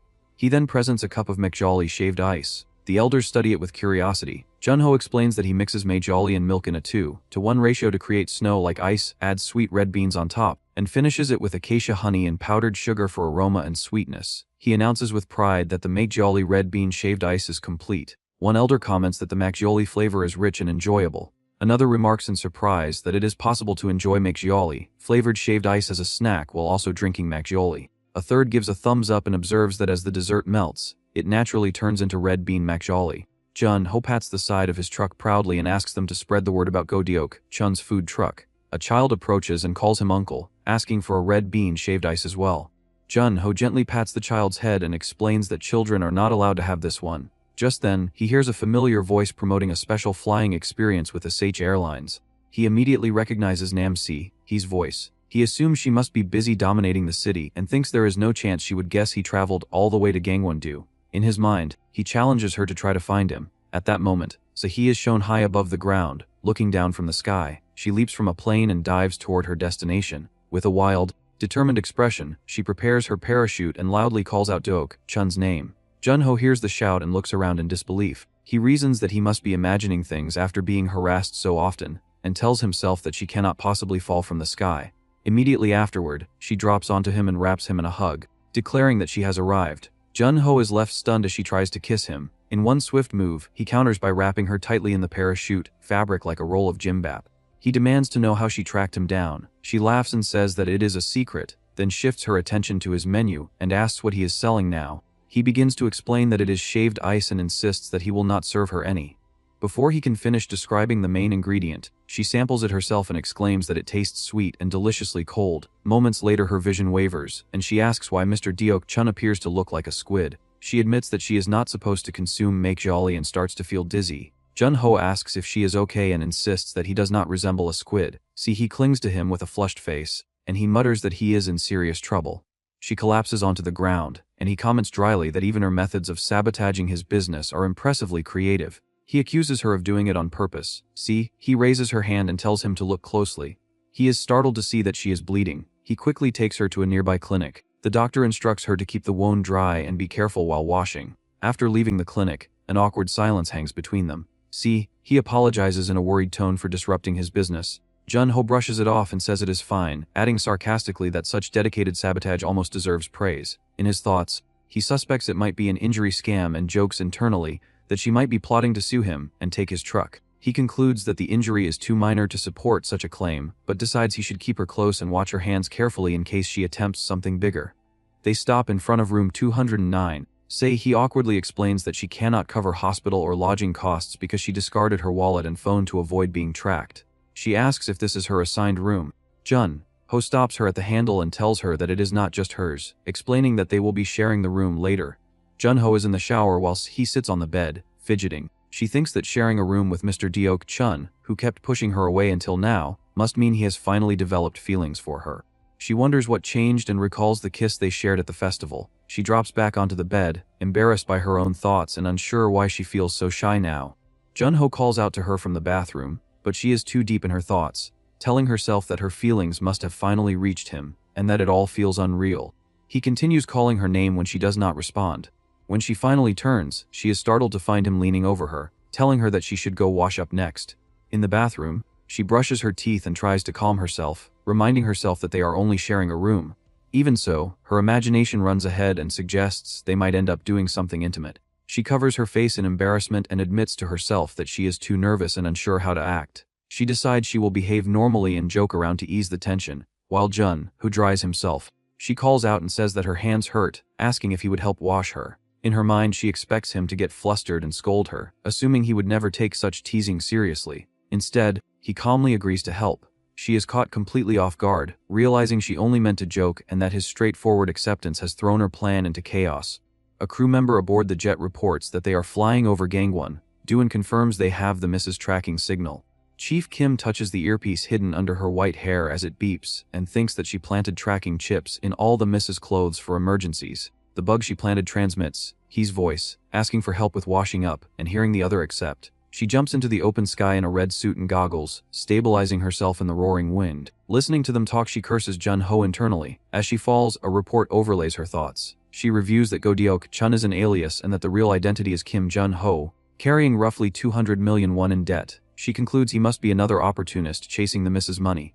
Even while calling him meticulous and dangerous, she catches herself thinking that his physique is attractive, then scolds herself and regains focus, deciding he is a beast who could charm anyone off guard, and that the sheltered miss is especially vulnerable. She crashes through a window in an explosion of glass and rises from the shards in a black suit, declaring that she will handle Kim Jun-ho personally and that she must protect the miss. What she finds stops her cold. He is relaxed with foam in her hair, leaning comfortably against Jun-ho's broad back while he washes her hair with careful hands.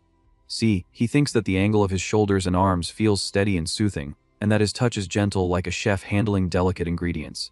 She feels fully pampered and rates the experience as 5-star in her head. Chief Kim calls out to the miss. He startles and recognizes her. As he dries her hair, he asks if he could do it every day. Chief Kim erupts, accusing him of tarnishing the miss's hair. She pulls he close and checks her condition. He answers that she feels refreshed. She hides her own injured hand behind her back so Secretary Kim doesn't notice. He still reaches for Jun-ho's hand and looks up at him with shining eyes, thinking that her heart will not slow down. Chief Kim wedges herself between them, shoves Jun-ho back by the face, and demands that he release the miss's hand, offering her own instead. He declines and points out the shattered window and scattered glass, asking whether her household does not use doors and grumbling that his place is wrecked. Chief Kim snaps that compensation will come from the Shach group and says that should be obvious. Jun-ho fires back that if they worry so much, they should have kept he secured and asks why they let this happen. Kim states that 3 minutes is enough. He repeats the time and she explains that 3 minutes is all it takes for someone who kidnaps he to be shot. At her signal, red sniper beams sweep across his body and the room. She gestures at the lasers and says that this is exactly her point. He insists inwardly that he did nothing wrong though. See, he apologizes for disappearing without notice, explaining she felt suffocated. Secretary Kim pets her and says that it's okay as long as she reports without vanishing. See, his stomach growls loudly, and Secretary Kim stiffly claims responsibility to protect her Mrs. Honor. Jun-ho says they should eat first. Food is set out. See, he recognizes stir-fried spicy chicken and grows excited. Jun-ho is surprised she has never eaten it and tells her to start. She explains that her right hand is hurt and cannot manage well. He suspects she is doing it deliberately. Jun-ho lifts a piece with chopsticks and feeds her, telling her to open up. She blushes and thanks him, flustered by his directness. It's a juicy chicken thigh bursting with sauce, crunchy cabbage, and deeply caramelized chili paste flavor that keeps drawing her back. In her dazed enjoyment, she compares the pull of the dish to Jun-ho himself and senses it is dangerously addictive. He signals for her to be quiet and follow his lead, then tells her to wrap it with cheese. She thinks both the dish and the man are wicked. Still embarrassed, she prepares a large wrap and pushes it toward his mouth, insisting he eat too and adding more meat. He bites and chews with effort. After they settle, she admits she caused him trouble and asks why he is suddenly kind. He says he will do whatever it takes to protect what is precious to him. She realizes with shock that he means her and beams with happiness. He studies her and thinks she is a devilish woman who uses his weak spots without hesitation. While continuing to eat through the heat, Jun-ho vows internally that even if he has to feed her, wash her, or even if she treats him like a toy, he will protect his truck and livelihood no matter who comes. Suddenly, he clasps her bandaged hands and announces that they should marry immediately. He freezes, overwhelmed, then thinks that maybe he should not invite absolutely everything at once. A heavy silence follows. Chief Kim again claims the loud stomach noise and insists this time it is truly hers. Fried rice is offered so she will not be left out. Chief Kim is shaken that he even shows care through food, and thinks he is dangerously disarming. Sitting across from her, Jun-ho demands to know what she wants and tells her to go home. She grabs his collar and warns that he is asking to be killed, calling him a punk, and demanding to know what he is trying to do to their household. Her earpiece crackles with a report about the chairwoman. She reacts in alarm. Outside, a giant screen announces a showdown between Go Deok Chun's food truck and Melamin. Jun-ho and Nam-si look up at it together while she wonders what is happening. Reporters swarm, thrusting microphones forward and bombarding Jun-ho with questions about whether he challenged SH Foods executive chef Melamin and whether he is confident as a 3-star Gomeng chef. He tries to deny it, but the noise overwhelms him. A final warning cuts through, stating that if he loses, Shach will take his name and all his recipes and asking if he accepts those terms. He is shocked, and Jun-ho turns stiffly and asks what they just said. A mysterious woman stands beside a sleek luxury car. The chairwoman lifts the window shutter and states that this is not a match but an assault. She insists that Chef Min crush him completely and mercilessly so that, at the very moment he clings to his cooking, he understands how easily it can be trampled. She adds that he must learn exactly who he is up against. Chef Min replies with calm certainty that they will not meet again because he will leave on his own. She then strides toward the stage. Reporters swarm her the moment she appears. They ask Ella Min how it feels to compete against a mere food truck cook. They press her for a response to Deok Chun's provocation. A few shamelessly comment on her beauty and ask whether she has a boyfriend. Jun-ho studies her carefully. This is the woman who came openly to take his truck. Now she stands in front of him, looking at him as if measuring his worth. She thinks that he is Kim Jun-ho, the man Nam-si chose, the one whose food was good enough to win Si-hee over. A memory flashes through Ella's mind. She recalls preparing a dish for Si-hee using only the finest ingredients. Si-hee had barely taken a proper bite. That slight had burned inside her. She remembers wondering how it was possible when her cuisine was exotic, refined, impossible to imitate. To her it was the ultimate taste. In that memory, she had asked Si-hee whether she had lost her appetite, or whether something was wrong with the dish. Si-hee had replied that it was delicious. Then she had calmly added that it was not the real food she was looking for. The phrase real food had ignited fury in Ella. Back in the present, Jun-ho states that he assumes chairwoman Yoon sent her, but he advises her to quit before things get messy. Ella grabs his shirt and declares that he should stop talking nonsense. She demands to know whether he truly believes that cooking on the street puts him on her level. She says she has no interest in his small-time cooking games and tells him to disappear. As she walks past Si-hee, she tells her to wait and watch, promising to show her what real food looks like. Si-hee grows uneasy as the situation escalates. She calls out to Deok Chun and apologizes, saying she will find a way to fix this. Jun-ho firmly refuses. He says he cannot stand by while someone insults food trucks. Si-hee feels impressed by his composure. Jun-ho adds that he will throw Ella's words back at her by proving what real cooking truly is. Uncle Deok Chun encourages him, and the scene shifts to the truck. Jun-ho confirms that the match will be decided by food truck sales and that the main ingredient is potatoes. Sihi anxiously reveals that Ella Min is one of the top ranked chefs in the world and asks what dish they can possibly make to win. Jun-ho answers that since victory depends on sales volume, they need something everyone enjoys. He says they will decide the menu later and first secure fresh potatoes from Gangwon province. Sihi eagerly agrees, but at the grocery store the shelves are empty. Sihi suggests the supermarket, yet it is also out of stock. They check a local shop, then a traditional market, certain they will find some there. Every place is empty. Jun-ho asks a market owner why there are no potatoes in Gangwon province, and wonders if a typhoon struck. The owner explains that something like a typhoon did pass through, but it was Sage who swept them all away. Jun-ho freezes. The owner gestures toward a line of food trucks and says he does not know what possessed them, but they bought potatoes at 10 times the normal price. Trucks drive off loaded with stacks of potatoes piled high. Jun-ho admits that they have been outplayed before the competition even began. It is a dirty trick. Nearby a crowd surrounds Sihi, admiring her beauty and asking whether she is married. Jun-ho shoots her a look, thinking she seems oddly entertained.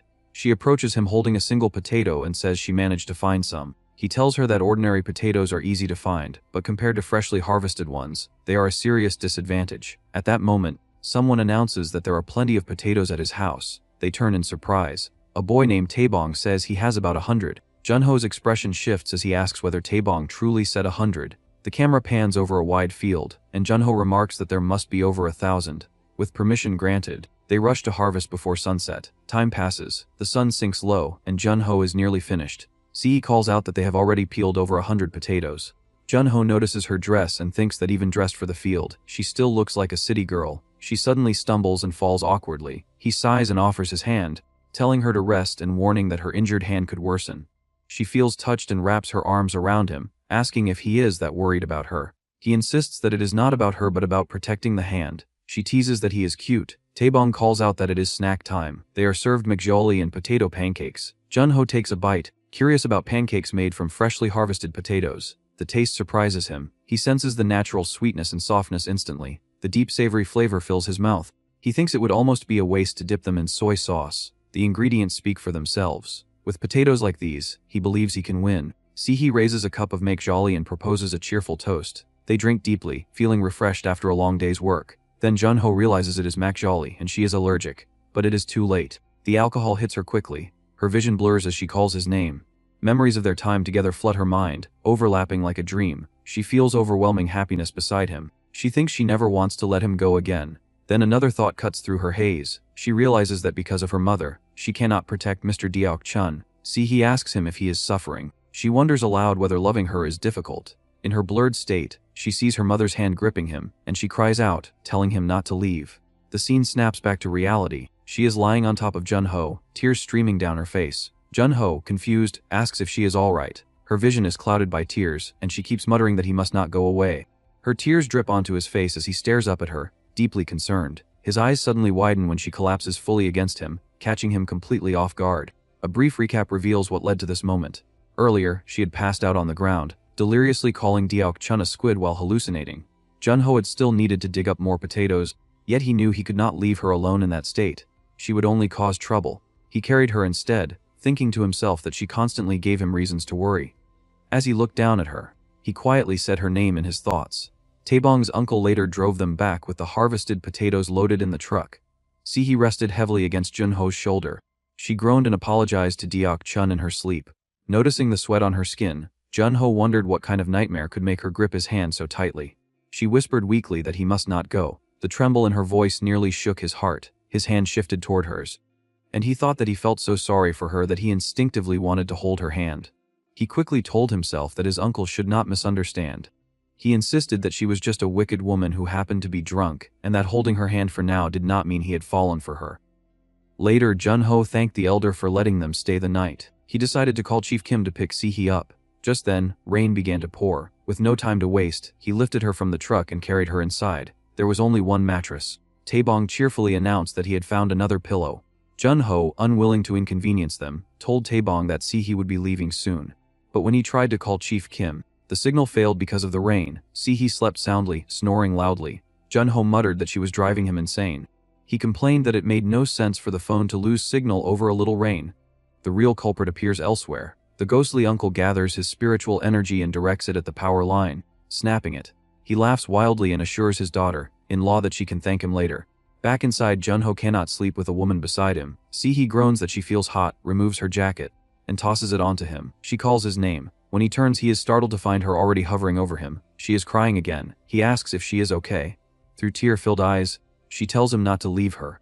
As her tears fall onto his face, he warns himself not to be fooled. He thinks that this must be one of her tricks, and that if he gets swept up in it, he is finished. Yet he cannot ignore how genuinely hurt she looks. His eyes widen again when she collapses onto him. This time she has simply fallen asleep on top of him. He apologizes inwardly to his uncle, saying he truly tried to avoid this situation. Unbeknownst to him, the uncle had orchestrated it all. The next morning, sunlight streams into the room. Sihi sleeps comfortably, while Junho has not slept at all. She wakes and casually asks whether he slept well. Junho fumes internally, convinced she plotted to ruin his condition before the competition. Soon, the competition begins. A massive crowd gathers as the announcer declares that both chefs are competing with their names and honor at stake. He introduces the man who staked his life on a food truck, Go Dae-ok-chun, and the executive chef of the global corporation SH Food, Ella Min. The time limit is 2 hours. The audience's choice will determine their fate. The announcer asks what dish will emerge from the humble potato and declares the competition started. Junho focuses intensely. He thinks that he must win because losing means losing everything.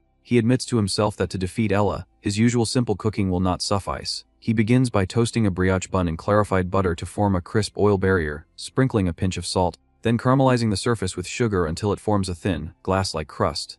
The filling is the key. He blends potatoes with butter and heavy cream, passing them through a sieve to create a fluffy puree base. He mixes egg yolks with salt and cream, cooking them gently until thickened into a dense semi-custard. He bowls the egg whites separately, minces them finely, and sautés them to remove moisture and enhance texture. Then comes his secret ingredient. He warms acacia honey with a small amount of butter and water, adds lemon juice and white pepper, and brushes it over the bread. He rings the bell, announcing that his potato egg mousse bread is complete. The announcer presents the dish and says that before tasting it, he will invite their special guest, Nam Sihi. She looks surprised. Together, they take a bite. The announcer remarks that it is better than expected. He describes the salty, savory bread as reminiscent of salt bread. He praises the delicate crunch of the thin caramelized coating and finds the combination of bouncy egg whites and rich potato mousse interesting. He highlights the honey sauce as elevating the dish. Sihi, however, thinks differently. She admits inwardly that it tastes good but believes it is merely decorative refinement. She stops after one bite. She looks at Junho with disappointment mixed with concern, wondering whether Dae-ok-chun is afraid. Then Ella finishes her dish, a beautifully arranged truffle potato fuel. She explains that she thinly sliced potatoes, brushed them with truffle butter, stacked them and baked them into a flower-like fuel shape. The announcer exclaims that it truly resembles a flower and praises its stunning presentation. Ella continues, stating that she balanced the richness of the potatoes with lemon butter foam for acidity, added finely diced shallot confit for sweetness, incorporated bacon chips for saltiness, and finished with truffle and basil oil for aroma.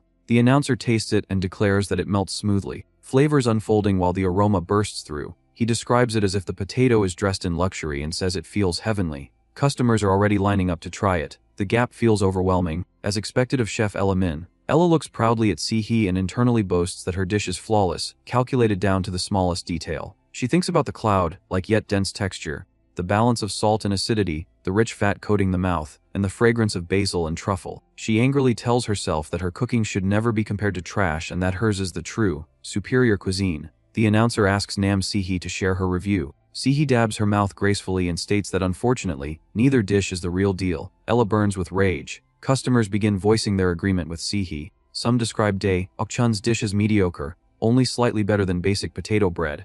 Others complain that the potato flavor is weak and the taste predictable despite its appearance. Junho visibly struggles as he hears the criticism. Sihi approaches him with her head lowered and asks whether he wants to run away. Junho grips his knife tightly and demands to know if she is joking. He tells her to stop because he cannot endure this right now. She insists that he is already running away. Finally losing his temper, Junho turns and shouts at her to stop. To his shock, Sihi grabs him by the collar and shouts back that he is the one who must stop cooking like that. Nam Sihi fixes him with a cold, shaking glare and shouts that he needs to stop immediately. Go Dae-ok-chun stiffens, confused, and murmurs that he does not understand what she means.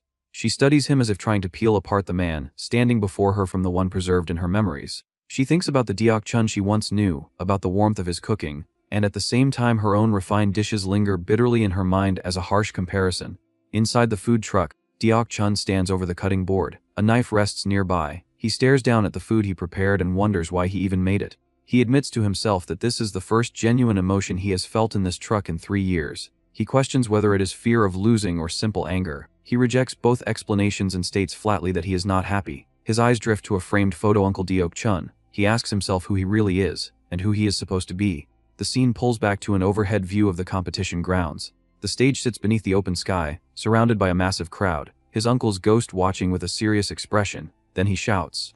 The weight of it presses him down on his head. A furious voice echoes in his head, screaming his real name, calling him Kim Jun-ho. His uncle slams forward against the counter and roars that he should just quit already, calling him a bastard. His eyes widen. Jun-hee breathes out the word, "Okul," in disbelief. Yet when he looks up, no one is there. An announcement booms that 40 minutes remain and demands to know whether Go Deok-chun is forfeiting. Suddenly he moves. The truck speeds down a narrow road, a black SUV following close behind. Inside the car, the chairwoman leans against the window in tense silence, watching the distance swallow the remaining time. Back at the venue, the host announces that Chairwoman Yoon-hee, young of Sage, has arrived in person and calls for applause. She steps forward like royalty under a wide black umbrella, dressed in black with pearls and a white coat draped over her shoulders. Chief Kim stands behind her, rigid and alert. Sehee sits near the front, appearing small against the towering stage and restless crowd. The chairwoman coolly asks what happened to that man. Chef Min presents her plated dish and reports that he ran away, that he struggled in his own way, but ultimately accepted reality and understood who he was facing. The chairwoman narrows her eyes and says that she understands, adding that this is all he amounted to. She tells Chef Min that she did well and assures her that proper compensation will be arranged. But just then, his truck comes flying overhead, then taking position nearby. Seehee's breath falters. She stammers about the truck. Suddenly flames erupt along the side of the food truck. Equipment crashes to the ground as fire spreads, heat shimmering through thick smoke. Jun-ho apologizes and declares that Go Deok-chun's truck will resume shortly. Nearby, the chairwoman stiffens and remarks that this development is unpleasant. Deok-chun tightens his glove, his expression sharpening. He recalls when Sehee shouted that he must stop. Her reaction shakes him. He realizes this is not who he used to be. He admits that he became obsessed with winning and forgot his uncle's teachings. Memories return preparing food while sharing customers' anticipation, feeling nervous as they take their first bite, watching their faces brighten with laughter and relief. He reminds himself that hearing someone say it is delicious brings a happiness no money can match. He declares inwardly that this is why he runs a food truck. He confesses that he became greedy and arrogant. He looks at the potato and acknowledges that it is already complete as it is. In a desperate, almost absurd moment, he begs for one more chance. Onlookers whisper that he must be insane for talking to a potato. Chef Melaman grips her own potato tightly and vows that she will crush him. Their knives begin to move in rhythm, blades flashing as slices fall thinner and denser. She boasts that she will demonstrate the true difference in their levels. Soon, the crowd begins shouting about glasses. Confused voices repeat the word, then they realize that paper, thin potato slices have clung to their lenses, so transparent they were invisible. Excitement surges as people wonder how the competition will shift and what Deok-chun plans to do. He examines his result and mutters that it is a failure. Voices nearby declare that he is finished. With 20 minutes left and defeat looming, he suddenly drops whole potatoes into a cauldron of oil. Gasps ripple through the crowd. People question whether he is merely making French fries. Melamine scoffs that all that effort for fries is ridiculous. The bell rings. Both dishes are ready again. It is announced that the choice is between softer potatoes and crunchier potatoes, and that the decision will determine everything. A sharp crunch breaks the air, then another. The sound echoes loudly enough to make people flinch. Sehee leans toward Taebong with an awkward smile and asks how Uncle's food tastes. Taebong replies with wide eyes that it tastes exactly like potato flavor, holding up a fry in disbelief at its simplicity. As he feeds her, crunching spreads through the crowd. People chant through mouthfuls that it is potato flavor, repeating the phrase while chewing nonstop. Beneath the chorus of crunches lingers the question of why this simple taste feels so overwhelmingly satisfying. Taebong cries that Nuna ate everything. Nam Si-yu stares at the final fry near her lips and wonders if it is truly just an ordinary French fry. The moment she bites, her eyes widen. She declares that this is it, explaining that she can see the dense layers created by those precise knife cuts. She says that biting into them at once releases a crisp snap like stepping on dry autumn leaves. Another customer bites in loudly and describes how the rich aroma and flavor of fresh potatoes explode in the mouth. It notes that even before the tongue fully processes the taste, the brain is flooded with dopamine as the name, Crunch Potato Freeze, flashes like a signature. The crowd surges toward Go Deok-chun's truck, shouting in disbelief that they are already sold out and begging for more. Someone points out that they cost only 3,500 won and insists on buying more. Another voice demands 3, then quickly changes it to 5. Deok-chun lifts his strainer high like a banner and announces that 5 crunch potato fries are coming right up. Si-hee thinks that this is food that brings happiness and warmth to people's hearts. Si-hee clasps her hands tightly, her eyes shining, and realizes that this is the cooking she truly fell in love with. Across from them, fries land onto plates as crumbs scatter. The chairwoman's gaze hardens. She crushes the food and states that it is not over yet. She calls for Chief Kim and snaps her fingers. A loud countdown announces that 10 minutes remain. The announcer panics and asks what that is, looking at something. Deok-chun looks up in shock. He states quietly that there is no way. As SH Group's trucks rolled into view, Junho immediately realized they were pulling another cowardly stunt. Men began pouring out of the vehicles, and the announcer reacted with open shock, asking what was happening and whether SH was really deploying its own employees. He starts to point out that even as the host, this clearly crossed a line, but before he can finish, Secretary Kim quietly presses a thick bundle of cash into his hands. Ro folds at once and shamelessly changes his tune, praising SH Group's corporate values and saying that even their employees were being treated like honored guests.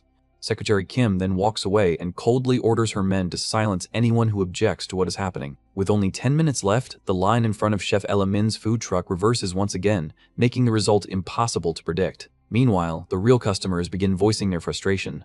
They complain that this was supposed to be a fair showdown and question whether any of this could honestly be called just.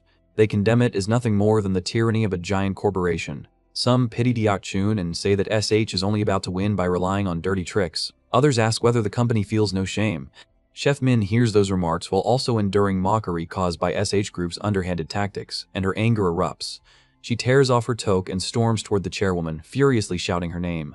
Secretary Kim quickly steps in to block her path and tells her to calm down, but Chef Min angrily demands that the employees be removed at once. She declares that her cooking can crush trash like that whenever she wants. The chairwoman calmly raises a cigarette to her lips, and one of her employees lights it for her. As she exhales, she coldly repeats the phrase, trash, and asks exactly whose cooking Chef Min is insulting. Chef Min stiffens. The customers clearly are not enjoying her food. One woman tells her son that he should at least take one more bite since the meal was so expensive, but the boy refuses and says that it tastes bad. Others comment that the flavor is refined and luxurious, yet somehow there is no fun in eating it. They grumble that it costs 15,000 won, yet they can barely manage a few bites. Chef Min then notices one customer buying a cola to drink with her dish. Furious, she snatches the bottle away and screams at him, demanding to know whether he is out of his mind for pairing cola with her perfect food. The customer angrily shouts back that he paid for it and asks what business it is of hers. In a burst of rage, she crushes the bottle in her hand while inwardly seething that people like them are not worthy of eating her dish.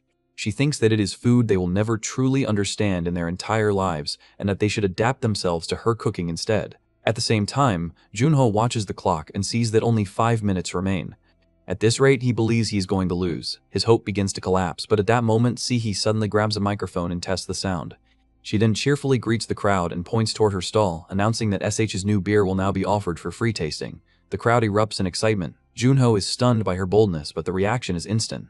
People rush toward his food truck with beer in hand, excitably saying that fries pair perfectly with it. Si-hee personally hands out free beers to the customers, and the free drinks drive them to buy even more fries from Junho. Encouraged by her unexpected support, Junho throws himself into the work. He starts seasoning the fries with flashy skill and keeps pace with the overwhelming flood of orders. As the final seconds approach, the announcer begins the countdown to the end of the showdown. The crowd roars with excitement and starts cheering loudly for Deok-chun's food truck. Se-hee joins the cheering with bright enthusiasm, while her mother watches with obvious displeasure. On the other side, Chef Min focuses intensely on her own cooking, determined to defeat Junho. Then, just like that, the showdown ends. The announcer comments that it was a fierce food truck battle between two chefs, both using Gangwon Province potatoes as the centerpiece of their dishes. He prepares to reveal the winner, but before the announcement comes, the scene shifts to later in the evening. The sun is already setting, and Chef Ella Min remains alone in her food truck, staring silently at her food. At last, she moves as if to throw it away, but a voice stops her and says that if she is going to discard it, she should at least give it to him instead. Startled, she turns and sees Kim Junho holding out 20,000 won, offering to buy it from her. He takes a bite. The moment it touches his tongue, the flavor bursts across his senses. He inwardly marvels that it is unbelievable and wonders what she even did to those potatoes. He admits to himself that he cannot even imagine copying it. He concludes inwardly that he has nothing to say because her cooking exists on an entirely different level. Holding up his fork, he asks how such a thin slice of potato could carry that much depth of flavor. Ella scowls and explains that she did not use only potatoes. She reveals that she spread truffle butter over it. Then, flaring up like a devil, she demands to know why she should be telling him any of this and snaps at him to stop asking questions. Junho keeps eating anyway and says that it cannot be helped. He casually asks her to give him another serving. She explodes and furiously demands to know whether the bastard came just to gloat because he won. Before she can go any further, Junho plainly tells her that it is delicious and that he wants to eat her cooking again. Chef Ella freezes. A blush rises to her face, and inwardly she wonders whether the shock of defeat is what caused this strange feeling. She reflects that she has never felt anything like it before. Deep inside, she suddenly wants to create something even more delicious just for him. Recovering herself, she points at him and orders him not to move. She declares that she will make something his cheap palate could never hope to imitate. A faint smile appears on her face as she begins cooking again. At that moment, Nam Sehi arrives and praises him for his hard work. Junho thanks her for helping him earlier, but Sehi gives him a bright wink and lightly says that she has no idea what he means. She insists that she was only there to promote SH's new beer. Still confused, Junho asks why she helped him at all. He points out that if he had lost, she could have used that chance to take everything she wanted from him. Sehi replies that it is not something she wants badly enough to obtain with her mother's help. Junho leans in closer and asks what the real reason is behind her obsession with him. With a warm and loving smile, Sehi finally reveals that she likes him. Hearing that, Junho narrows his eyes and thinks that she is truly a difficult woman. Her expression does not change in the slightest, yet he is convinced she is planning to legally seize the food truck's brand rights and recipes through marriage. Nam Sehi wraps herself tightly around him and urges him to marry her already. Caught off guard, he jerked back and warns her not to come any closer, shouting that he will get shot if she does. From inside the truck, Ella Min stares at them with open irritation and yells that he really did come just to rub it in. She furiously tells both of them to disappear. Sometime later, a phone keeps ringing with new messages. In the group chat, Park Yuri suggests that they all go on a trip and reacts with excitement. Shin Soo-hyun responds with a sign of approval. Nam Sehi says that she loves trips and asks Deok-chun whether he is coming too. Park Yuri proposes Gapyeong Valley and says that they had gone there before and that it had been great back then as well. Shin Soo-hyun sends another approving response. Nam Sehi eagerly says that she loves playing in the water and asks Deok-chun once more whether he likes it too. Park Yuri says that she will reserve the lodging, and Nam Sehi boldly declares that they should leave the very next day. The following day, Nam Sehi sends him a message saying that she is already waiting in front of his house and tells him to come outside. He stares at the message without saying a word. At the valley, the four of them make their way together through the shallow stream. Nam Sehi says that she loves the sound of the water and that the place truly feels like a real valley. She calls for Deok-chun to hurry and warns everyone to watch their steps so they do not slip. Then someone notices a fish and excitedly points it out. Nearby, a watermelon drifts along the surface of the water. Junho lies back in the stream and reflects that for the last 3 years he has done nothing but run forward without stopping. He thinks that sometimes it feels good to pause and actually look around. As he watches the others, he notices that the two women seem to have grown surprisingly close as well. Park Yuri splashes Nam Sehi with water, and Nam Sehi complains that her makeup will come off if she keeps doing that. She splashes water back and accuses Yuri of showing off for someone. Junho then turns to Shin Soo-hyun and asks whether it was Soo-hyun he had been looking at, then wonders aloud whether he does not like water. He walks over, hooks an arm around him, and says that he is glad Soo-hyun came because trying to fit in while surrounded by women is exhausting. He asks whether Soo-hyun served in the military. Sitting close with a firm grip on his shoulder, he tells him to eat more and work out so he will not get hurt there. Soo-hyun quietly thanks him and respectfully calls him sir. Junho tells him that if he is Yuri's friend, then he is his friend too, and says that he should just call him Hung. After hesitating, Soo-hyun softly calls him Hung. Right then, someone notices that the watermelon is floating away. Soo-hyun says that he will go after it, and Junho asks whether he really plans to do that while warning him to be careful. Soo-hyun steps into the water to chase the drifting watermelon, but in the very next moment, he loses his footing and crashes into the stream. Nam Sehi cries out in panic that Soo-hyun cannot swim and frantically says that she will get a tube. Before anyone else can react, Junho rips off his cap and throws himself into the water. The women shout for Deok-chun and Appa as he dives under. He reaches Soo-hyun beneath the surface, grabs hold of him, and drags him back up. Holding him securely, Junho rises from the water with a heavy splash. Breathing hard, he asks whether he is all right.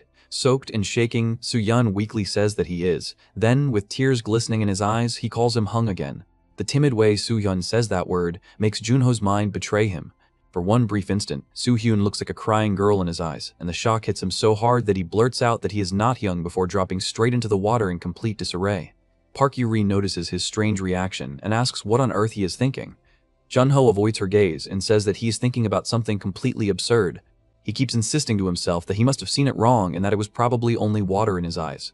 Even so, still shaken, he awkwardly asks Yuri what she would do if he told her that he were actually a girl. Yuri stares at him in confusion, but her imagination instantly runs wild. In her head, a female Junho leans in close and sweetly suggests making double chewy cookies together. The fantasy sends her spiraling as she thinks that she would love it, hate it, and rather die than hate it, all at the same time. Before the atmosphere can become even more bizarre, Seihi and Yuri announce that they are going to a nearby mart before the sun sets. As they leave, they say that Soohyun should stay behind and help Appa cook. Along with Soohyun, Junho tries to focus on chopping ingredients, but his thoughts are in complete chaos. Clearing his throat awkwardly, he says that he is no longer sure whether calling Soohyun a guy was the mistake. Then he immediately corrects himself and says that calling him the opposite might be an even bigger mistake. In the end, he gives up entirely and says that they should just cook. He adds that he will cut the onions himself, since they would only make Soohyun's eyes sting. That fragile calm lasts only for a moment. Soohyun keeps drifting too close, and Junho feels himself losing control. He thinks that this is driving him insane, and admits to himself that he has no idea what is going on in her head. He cannot stop wondering who Soohyun really is. Then Soohyun leans close enough to brush a whisper against his ear, and quietly asks whether he is curious. Junho freezes, and Soohyun tells him to find out on his own. With that, she lightly guides his hand to her cheek, pushing him even closer to the edge. Then Soohyun softly calls him Appa. Startled out of his mind, Junho panics, jumps back, and tumbles straight into the river. A loud splash follows, and Soohyun resurfaces only to casually say that it was just a joke. A little later, Seihi and Yuri return and cheerfully announce that they are back. They find Junho soaked through and staring blankly at his own hand in disbelief. Yuri teasingly asks whether he had been playing in the water all by himself, while Seihi completely melts and gushes over how adorable Mr. Deok-chun is. Their attention quickly shifts when a rich smell begins to spread through the valley. Junho lifts the lid and reveals the food, saying that nobody comes to a valley without eating spicy braised chicken. He introduces the dish as water dropwort braised chicken. Seihi says that she has never eaten it before and wonders whether it is something like coq au vin. Junho tells her to stop guessing and taste it first. The instant she takes a bite, it feels as if the entire valley has been poured into the dish. The warmth of the sunlight, the coolness of the breeze, and the fresh scent of water dropwort seem to melt into the food itself. The lightly blanched greens add a crisp bite to the broth, and their slight bitterness awakens her appetite even more. Then the chicken follows, chewy and generous, coated in a sweet and spicy seasoning so addictive that it feels impossible to dislike. The others begin eating as well.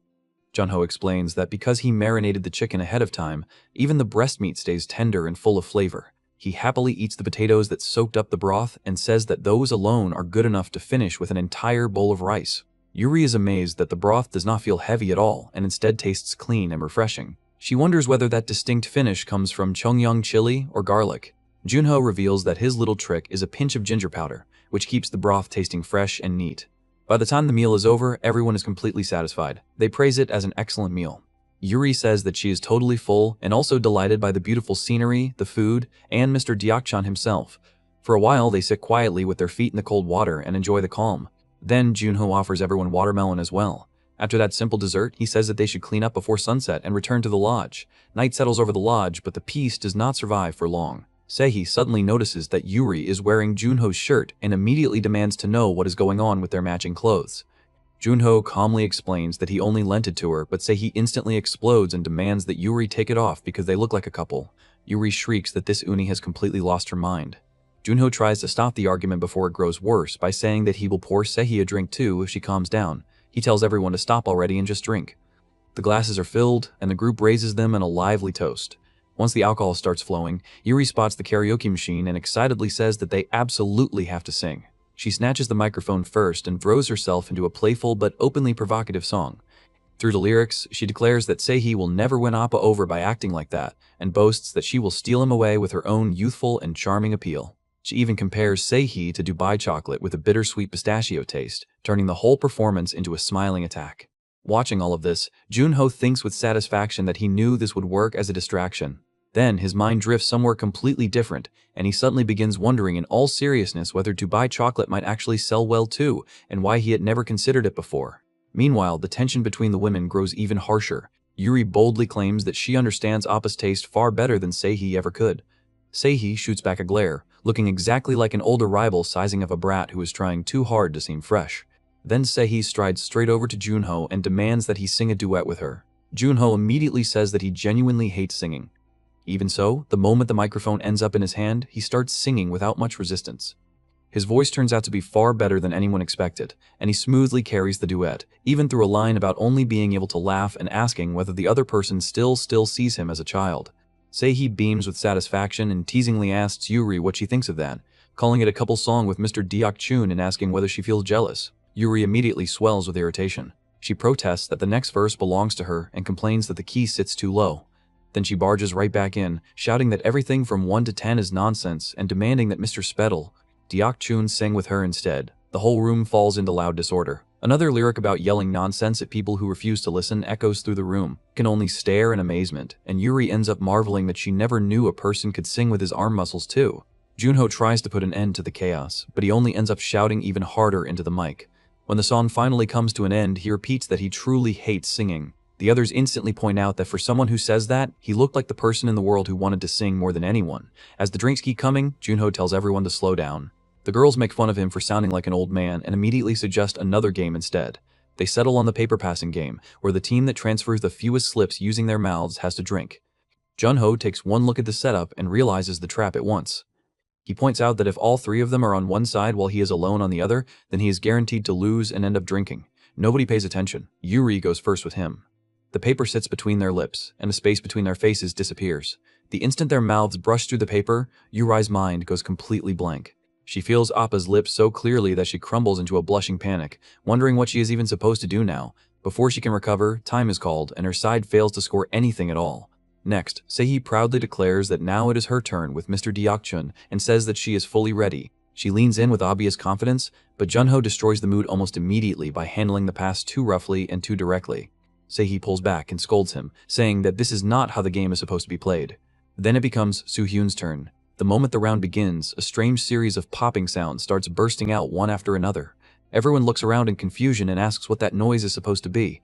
Yuri stares in disbelief and says that it is absurdly fast. Junho and Soo-hyun pass the paper back and forth at ridiculous speed, the number quickly climbing past 20 in no time at all. When Junho reaches for another slip of paper, Soo-hyun quietly points out that they have run out. Junho tries to stop it there, but before he can finish, the paper barrier is gone and the distance vanishes. Their lips meet directly. The moment the paper disappears, Soo-hyun's lips press against Junho's. Junho freezes in complete shock and inwardly begs for it to stop, but the moment lasts less than a heartbeat before chaos explodes. The girls immediately lunge at him. One furiously curses him like a beast and tells him to die, while Yuri flails at him too and cries that Appa is trash. Even while fuming, she blurts out that she still likes him and that she will never forgive him.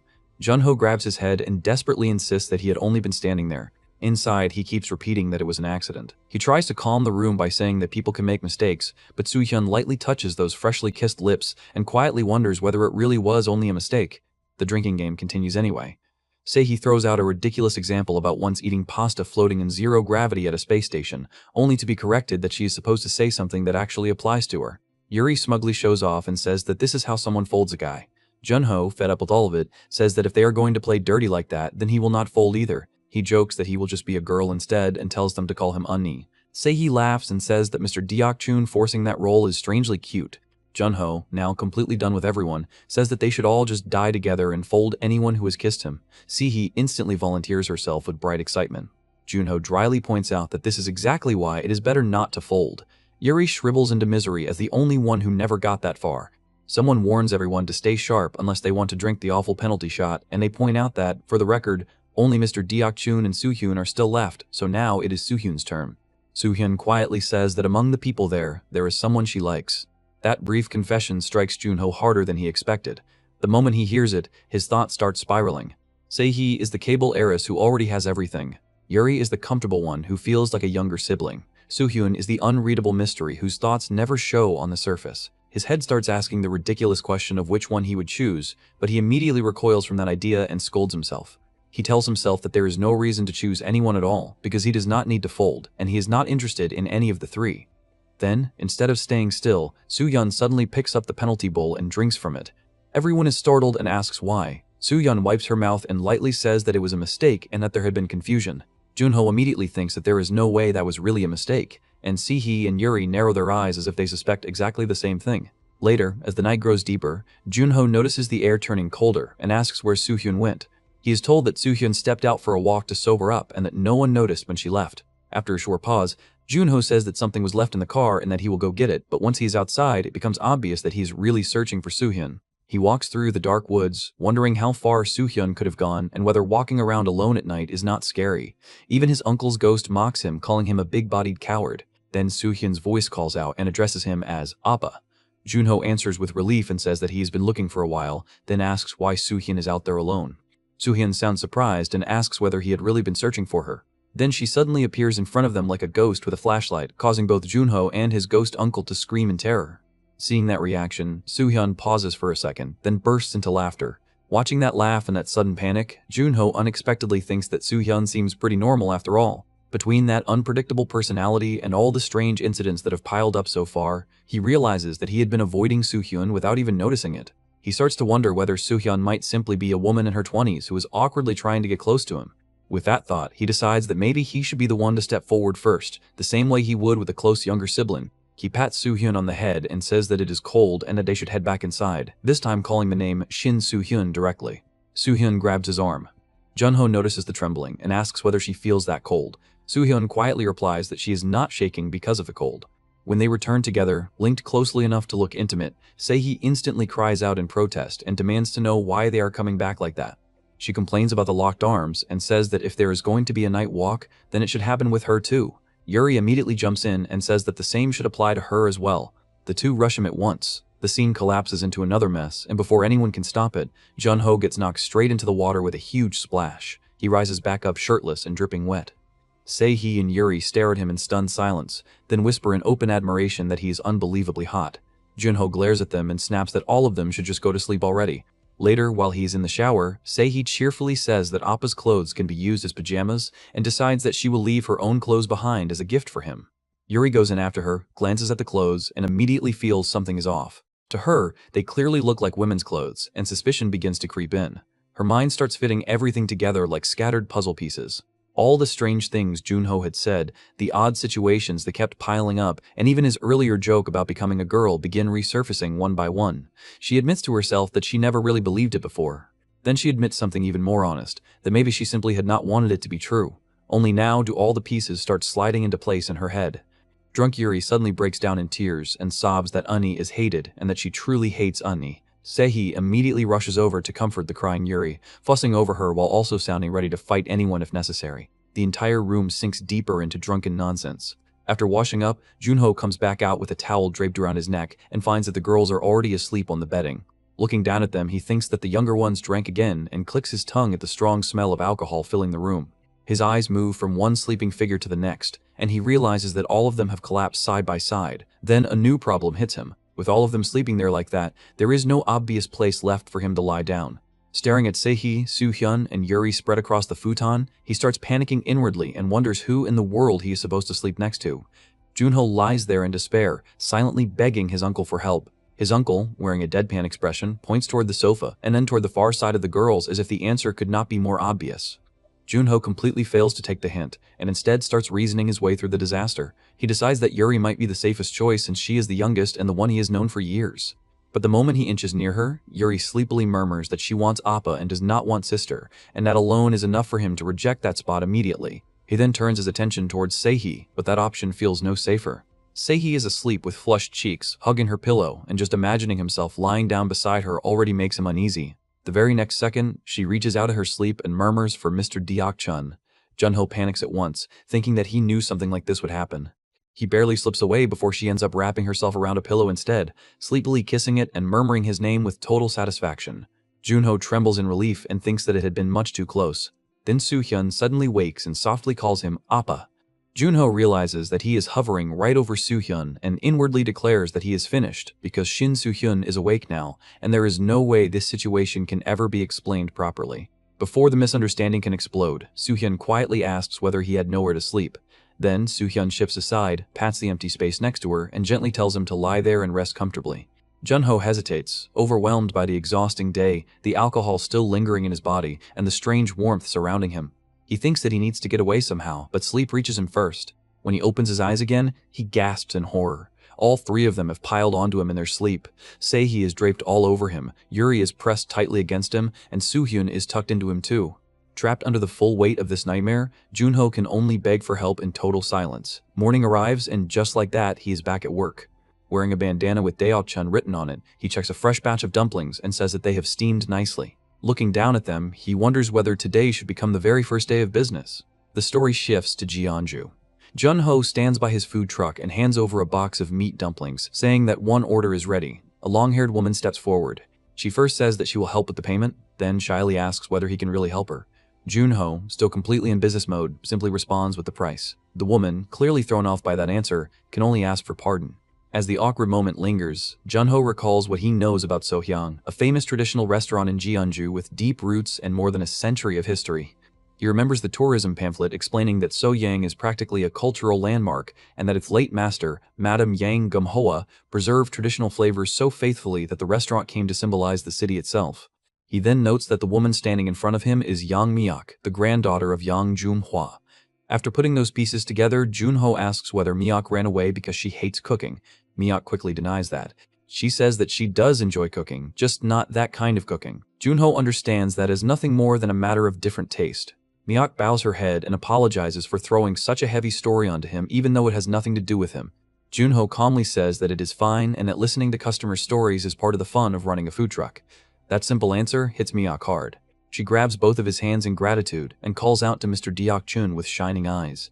Then the atmosphere is ripped apart. Her grandmother arrives with overwhelming authority and demands to know what Miak is doing there.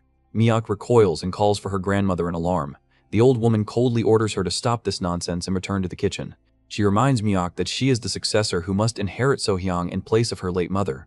Miak refuses. Her grandmother is stunned and demands to know what she just said. Miak, trembling but still resolute, says that there are dishes she wants to cook too. The grandmother explodes in anger, condemning such foolishness again and demanding to know whether Miak has any idea how important the cuisine they inherited truly is. Then Miak says something even more outrageous. Clinging tightly to Jun-ho, she declares that she is going to marry Mr. Deok-chun and run a business with him. Everyone is left shocked. Her grandmother nearly collapses from the blow, and the surrounding staff rush to catch her. Jun-ho can only stare in disbelief while Miak clings to him, already looking worn out by the chaos. Inside, he bitterly notes that just when things had finally started feeling peaceful, trouble has come charging back again. The grandmother quickly recovers and steps directly up to Jun-ho. Jun-ho feels the pressure of her gaze as she silently questions whether this young man is really the one accused of putting such nonsense into her granddaughter's head. But before the argument can spiral any further, the old woman notices his truck and the food on it. She decides that there is no need for useless words because a cook speaks through food. She picks up one of his dumplings and takes a bite. The flavor strikes her like a shock. The juices burst out. The aroma lingers beautifully in the mouth, and the balance of meat and vegetables in the filling feels perfectly measured. In that instant, she is forced to admit that from nothing more than a food truck, she has tasted something that deserves to be compared to Sohyang itself. Blood that had long gone still begins to boil again. Satisfied, she tells Go Deok-chun that she understands what he wants to say. Jun-ho blankly replies that he had not actually said anything. The old woman ignores that completely and makes her judgment. She properly introduces herself as Yang Jumhua, the owner of Sohyang and the woman who represents the taste of Jeonju. Then she declares that if he truly intends to take that child away, he will have to prove himself. In 2 days, they will compete in front of Sohyang. The battle menu will be chicken skewers. Miak is startled and nervously asks whether that is really all right, wondering whether Mr. Deok-chun was caught off guard. Jun-ho looks down at her and says that now that it has come to this, they should just win. Miak is moved all over again. The challenge is set. Now the question becomes whether a food truck that chose chicken skewers can really shake a place backed by 120 years of history. Miak raises Jun-ho's arm high and shouts for encouragement. After the stall is cleaned up, Jun-ho says that they should head out and buy ingredients for the chicken skewers. Miak immediately lights up and says that before that, she wants to show him around Jeonju first. Jun-ho can only break into a nervous sweat and protest that this is really not the time for sightseeing. Even so, Miak drags him into a tour before they ever get near the ingredients. She dresses him in a blue hanbok and happily says that it suits him perfectly. The two go around tasting snacks, taking photos in front of traditional buildings, and wandering beneath the bright trees until Jun-ho finally says that if they stay out any longer, the market will close. So they really have to buy what they need. Miak brightens right away and says that she will take him to the market she always uses. The moment they arrive, the crowd recognizes Miak. People excitedly shout that Miak is here and quickly gather around them. Some ask whether the rumor is true, others ask what rumor they mean, and then the answer spreads at once. They say that the little bean sprout is apparently already getting married, ask whether Jun-ho is the guy, and even joke that at least he looks strong enough for the role. Jun-ho, sweating under the sudden attention, thinks that the rumors have already spread this far. Miak apologizes and explains that the people in the market have watched over her since she was little, so they are taking a special interest in this. Before the two can get away, they are swept straight into the Jeonju Market Strongman Couple Contest, which has just been revived and comes with a huge coupon prize. Junho gets shoved onto the stage while Mihawk flusters beside him, and then the host begins the countdown and starts the match. The rules are simple and merciless. The couple who can hold a horse stands the longest wins, and anyone who stands up or sits down is eliminated. Junho is forced to support Mihawk while keeping the posture, and the crowd immediately starts heckling. Some laugh that Mihawk should feed her husband some tonic, while others mock him for sweating already and wonder how he plans to last later. 15 minutes pass and only 2 teams remain. One is Mihawk and Junho. The other is the rice shop owner, Mr. Park, a former Cerium champion, together with his wife. Junho sees the monstrous pair still holding firm and panics inwardly, wondering how they are supposed to beat something like that. Mihawk, meanwhile, starts trembling. She questions why she is even doing this, admits that she has reached her limit, and says that she cannot hold on much longer. Then, with a guilty look, she asks whether she is really that heavy. Hearing that, Junho instantly hardens his resolve. He thinks that if he gives up now, it will feel as if he made her cry. In his heart, he desperately begs for strength. He pushes himself far beyond his limit and surges up again with frightening determination, but that sudden burst only startles Mihawk. She cries out his name, loses her balance, and slips from his hold. The referee immediately announces that Mihawk's team is out. Mihawk sadly says that she did not mean to let go. Afterward, Mihawk apologizes. Junho replies that he is the one who should be sorry, but Mihawk denies that and says that he must have had the harder time. Then, blushing, she quietly adds that he had looked really cool. Junho turns in confusion and asks what she just said, but before he can hear it clearly, the market people surround them again. They loudly declare that just starting the drinking is enough reason to celebrate, then complain that after all the years they spent raising Mihawk, there is no way they are handing her over that easily. They demand to know why Junho is not even holding a glass. Trapped once more, Junho inwardly screams for help. The interrogation begins in the form of drinking games. The first question asks what Mihawk's favorite food is. Junho freezes, admits through his hesitation that he has no idea, and is forced to drink. He soon loses count of how many cups he has swallowed. Even as he drinks, he thinks that he only just met this woman, so how could he possibly know things like that? The next question asks what food Mihawk hates. Junho still cannot answer, and admits that he is not sure about that either. The crowd erupts and announces Love Shot Level 2. The onlookers squeal that the two are unbearably sweet, while Mihawk softly notices that Mr. Deok-chun is clearly struggling. Seeing his condition, Mihawk leans close and quietly tells him not to worry.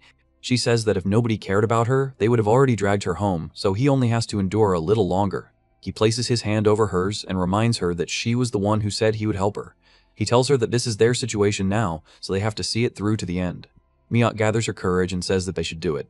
The next question arrives and asks for Mihawk's birthday. Before things can get worse, Junho immediately says that he will just drink, but that answer only makes the crowd more suspicious. They begin asking how a groom could fail to know his bride's birthday and question whether Mihawk has been lying about something. Junho realizes in horror that they are about to be exposed. Then the crowd proposes that if they are going to do this, they should go all in and finish it properly. Junho repeats those words in disbelief. The answer comes back immediately. They declare Love Shot Level 4. Only then does the real meaning come out. It is mouth to mouth. Junho and Mihawk both freeze. They instantly consider running and agree that they need to get out fast. But Mihawk suddenly refuses with blazing determination. She says that nobody is leaving until they prove how serious they are. The crowd blocks their path and pushes even harder, making it painfully clear just how absurdly serious the people around them are. Junho, drenched in alcohol and confusion, starts wondering why Mihawk would go this far for someone who is basically still a stranger. Then, a dangerous thought slips into his mind. He begins wondering whether Mihawk might actually like him. As he looks at her flushed face and trembling eyes, the mood starts to change. He thinks that if they really go through with this, then their lie will stop being a lie. The distance between them narrows, and before he can stop his thoughts, that possibility starts to feel frighteningly real. After all the drinking, the market women practically carry Junho away. They worry that at this rate, Mihawk will wear the poor groom out, wonder how much he drank to end up like this, and decide to lay him down in the guest house across the street. Mihawk keeps calling for Deok-chun to wake up a little, then secretly thinks that if she is going to escape, this may be her only chance. When the room is rented, the owner says that one room should be enough for a married couple. Mihawk can only thank them and drag Junho inside. Once they are alone, Mihawk tries to survive the awkward night. The owner of the house deliberately lowers the temperature until the room becomes freezing cold, remembers the fable about the wind trying to blow off a traveler's coat, and watches the room grow icy. Junho shivers harder and curls up tighter. Panicking, Mihawk cries that she does not even know how to turn it off and wails that Deok-chun is going to die like this. In the end, she hugs him and tells herself that it is only because the room is too cold and she has no other choice. Then, the owner changes tactics. Like the sun in the story, she raises the heat instead. The room turns stifling, sweat begins pouring everywhere, and Mihawk groans that it is so hot she might die. Junho pulls off his shirt and the sight leaves her burning with embarrassment. The lesson from the old fable echoes in her mind, that warmth opens hearts far more easily than force ever could. In the middle of that flustered silence, Junho murmurs Miyak's name in his sleep. She jolts and whispers his name back in disbelief, but when he only mutters for help again, she realizes that it is just sleep talking. With him still half asleep, Miyak quietly confesses everything she has been carrying inside. She says that she had felt completely lost and thanks him for helping her. She says that it is not because she hates her grandmother, because she knows how important the family business is. It is simply that she does not want to live like a cog in a machine. She says that she wants to be happy cooking the food she loves, just like Diak-chun does. She admits that she still has to earn her grandmother's approval, that this is probably her last chance, and that she is scared. She asks whether they can really pull it off. As dawn slowly brightens the room, he remains beside her and the quiet between them grows softer. The next morning, Miak greets him with a stammering good morning. Junho wakes up half naked, unable to remember anything clearly, and nervously asks whether he did anything strange the night before. Miak repeats the question to herself, then shyly says that she liked it. That answer hits him so hard that he nearly topples over. She clarifies inwardly that she meant the honest conversation because it made her feel that they had become closer. Then Junho's stomach revolts. He groans that his insides are a disaster and begs for hangover food first. Miak immediately says that for a hangover there is only one answer. She sets down steaming bean sprout soup with a softly poached egg, and Junho attacks it before even touching water. The clear broth washes away the thirst and heaviness in his stomach. The crisp bean sprouts and rice feel perfect, and he empties the bowl before finishing it all off with a sweet cup of mixed coffee. Then Miak casually brings out tetsukoboki, fried snacks, and even fried lettuce. Junho stares in disbelief and asks whether she really likes this kind of food, and Miak happily says that she loves tteokbokki, mall sugar bread, cheese sprinkled chicken, tanghulu, macarons, cream-filled donuts, frozen yogurt, and more. Hearing that, Junho can only think that with tastes like those, it makes perfect sense that she ran away from home. While they eat, Miak carefully brings up what he said before and reminds him that if they win, they would get married. He asks whether that was not just something she said to escape the situation, because suddenly getting married like that would be strange. Junho tries to answer, but she says that before marriage, they should date first. The instant those words leave her mouth, he freezes in shock. Before either of them can recover, a parade passes outside. Miak remarks that there seems to be some kind of event today, while Junho instantly gets a terrible feeling and thinks that this all feels far too familiar. He starts shouting for the back door and begging his auntie to tell him where it is, but it is already too late.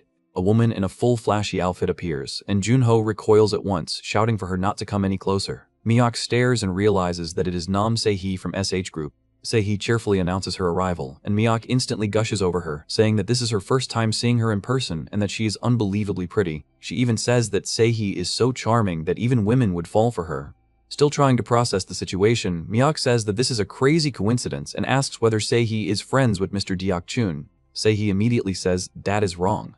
Then she wraps herself around Junho and declares that they are engaged to be married. Miak goes completely still. She stares at them in shock, asks whether that is really true, and begins faltering as she tries to understand what that makes her now. She can only look back at him in disbelief and ask what exactly he had been doing with her then. Miak remains frozen, hurt, and utterly thrown into confusion. Mio catches Se-hee's hands and apologizes over and over, saying she had no idea the two of them were in that kind of relationship. 10 minutes later, Junho's cat lounges peacefully while Mio-ka finishes explaining everything that happened. She admits that her heart started racing because Junho held her hand and hugged her.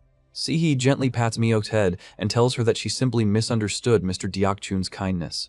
Then she turns her gaze toward Junho and says, there is never a boring moment whenever he is involved. Junho snaps back in irritation, saying, Se-hee is the one who caused all of this in the first place. Before the argument can grow, Miak timidly asks Se-hee if she can borrow Mr. Diak-chun for just one more day. Junho freezes, completely baffled. He wonders why Miak is asking Se-hee instead of him. Se-hee, meanwhile, looks genuinely surprised, thinking she has never met anyone quite like Miak. Then she firmly agrees to the request, making Junho realize that neither of them intends to listen to his opinion. Acting as if she owns his truck, Se-hee tells Miyoki to climb in. Junho can only wonder how he ended up tangled with that woman again. Se-hee links arms with Miyoki and tells everyone to raise their hands.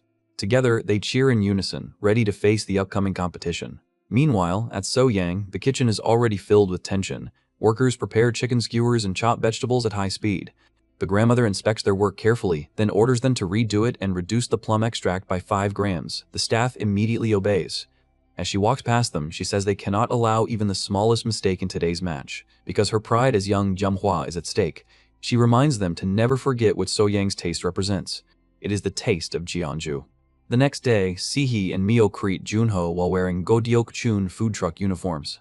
Junho says he is ready, but when they look up, they notice the sign now reads Yang Miok's food truck. Junho explains that he thought the name might give them a little extra strength. Just for today, he says, this truck belongs to Yang Miok. Miok is deeply moved by his gesture, but then they notice the enormous line already forming in front of So-yeon. Junho tells the women to calm down, saying some of those customers will eventually come their way, so there is no reason to lose confidence before they even begin. He and Sihi look at Miyake, telling her that it is time to start. Miyake shyly announces that Yang Miok's food truck is open, but both of them slap her on the back and tell her to say it louder. She yells with all her strength, and so the competition begins. People swarm their truck while Sihi calls out to them. Junho prepares the skewers while Miok delivers the food and handles the bills. Sometime later, Junho notices Sihi holding chicken skewers from So-yang. He asks how she managed to get them when the line is that long. She casually reveals that she bought them from a customer for 10 million won. Junho is forced to remember that money really can buy almost anything. He takes one of So-yang's salt-grilled chicken skewers and studies it closely. At first glance, it looks like a simple skewer without anything special. But the moment he and Sihi take a bite, both of them are shocked by the flavor. Miok realizes that So-yang did not choose chicken skewers out of kindness, nor because they thought the match would be easy. They chose them because these skewers are the very foundation of So-yang. The secret behind So-yang's success is Cheongwobong, a special breed of chicken raised only in their courtyard. Its body is large, its muscles are dense, and its flavor is deep and balanced. Junho wonders if that kind of native chicken should not be tough and dry, but Miok explains that this is exactly where So-yang's technique matters. When the meat is brined with traditional liquor and white jade salt passed down through generations, it becomes silky, chewy, juicy, and tender all at once. Junho notices a subtle aroma and distinct flavor lingering in the meat. He wonders if they used another seasoning. Mio confirms that they lightly brush it with So-yang's special soy sauce and grill it with absolute devotion to create that taste. Junho stares at the skewer, wondering if this is what a true master's touch feels like. A single skewer contains the entire essence of So-yang. Realizing that this match will not be easy, his determination burns even stronger. Later, Sihi holds up the teriyaki chicken skewers that Miyake and Junho worked all night to make. She examines the texture and thinks that, compared to So-yang's skewers, theirs look far too ordinary. But when she takes a bite, her expression brightens with satisfaction. She wonders if the flavor resembles seasoned ribs. As she savors it, she realizes that one side of the pre-grilled skewer has been coated with a teriyaki sauce made from soy sauce, mirin, and grain syrup, building a glossy and rich base. After the skewer is fully cooked, the other side is covered with rib marinade. On top of that, a fresh mayo sauce mixed with prickly ash powder, lemon juice, and sugar adds a numbing sensation and bright acidity that cleans up the aftertaste. It is a completely new flavor, one that harmoniously reinterprets two different sauces. Sihi thinks that with this, they may actually have a chance. But everyone is blinded by So-yang's reputation and refuses to even look in their direction. Sihi thinks she does not want to see Mr. Deok-chun hurt again. If only she can make people try the food, everything could change. Then she realizes they need publicity. Sometime later, Junho stares in disbelief as a massive crowd suddenly rushes toward the food truck. He had planned to go out and promote the skewers himself if necessary, so he is relieved the customers are gathering on their own. But then he hears people murmuring that this must be the place they saw on social media. Others say that if Nam Sihi promoted it herself, it must be good. Junho is stunned. Nearby, Sihi is taking selfies with fans. He storms up to her and shoves his phone in front of her face. She had posted that anyone who buys a chicken skewer from Yang Miok's food truck can take a selfie with Nam Sihi. Sihi casually admits that she did it, but Junho loses his temper and smashes his phone onto the ground. Sihi freezes in shock as he shouts, asking what she thinks she is doing. She hesitantly calls his name and explains that she only wanted to help him win by promoting the truck.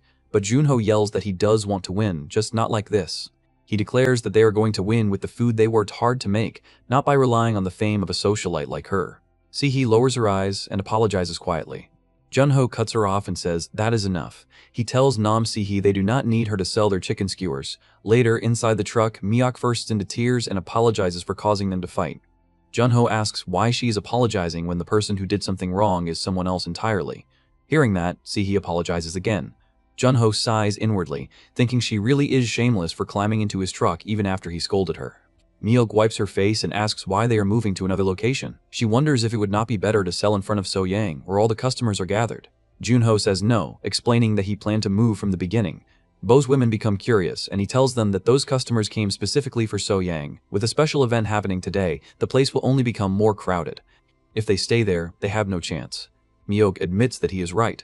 Junho adds that their advantage is being a food truck. Since they can move, they simply need to find a place where their food will sell. The women clap excitedly, saying it is a great idea. They pull themselves together and decide to try again. Later, after setting up in a new spot, Sihi anxiously says they are ready for business, but there is absolutely no one around. Not a single customer appears. Junho only tells her to wait and watch. Then the school bell rings. A moment later, the ground starts trembling. The women shrink back in fear, wondering if an earthquake is happening. But soon, they see students charging toward the truck like starving beasts. The students shout for chicken skewers, shocking both women with the size of the crowd. Junho nods to Miyoke, and she loudly announces that young Miyoke's food truck is open for business. The students erupt with excitement. As Miyoke notices Junho frying the skewers, she asks if he is changing the menu. He confirms it, explaining that to capture students' taste buds, they need a stronger and more direct flavor. Then he tells Miyake that he is trusting her to make the sauce however she wants. Miyake's heart pounds. This is the moment she has been waiting for, the chance to show her own cooking. She strikes a confident pose and tells him to leap it to her. They begin working together. Junho fries the chicken skewers while Miyake prepares the sauce she has imagined. At last, they combine everything into crispy fried chicken skewers coated in a rich, appetizing sauce.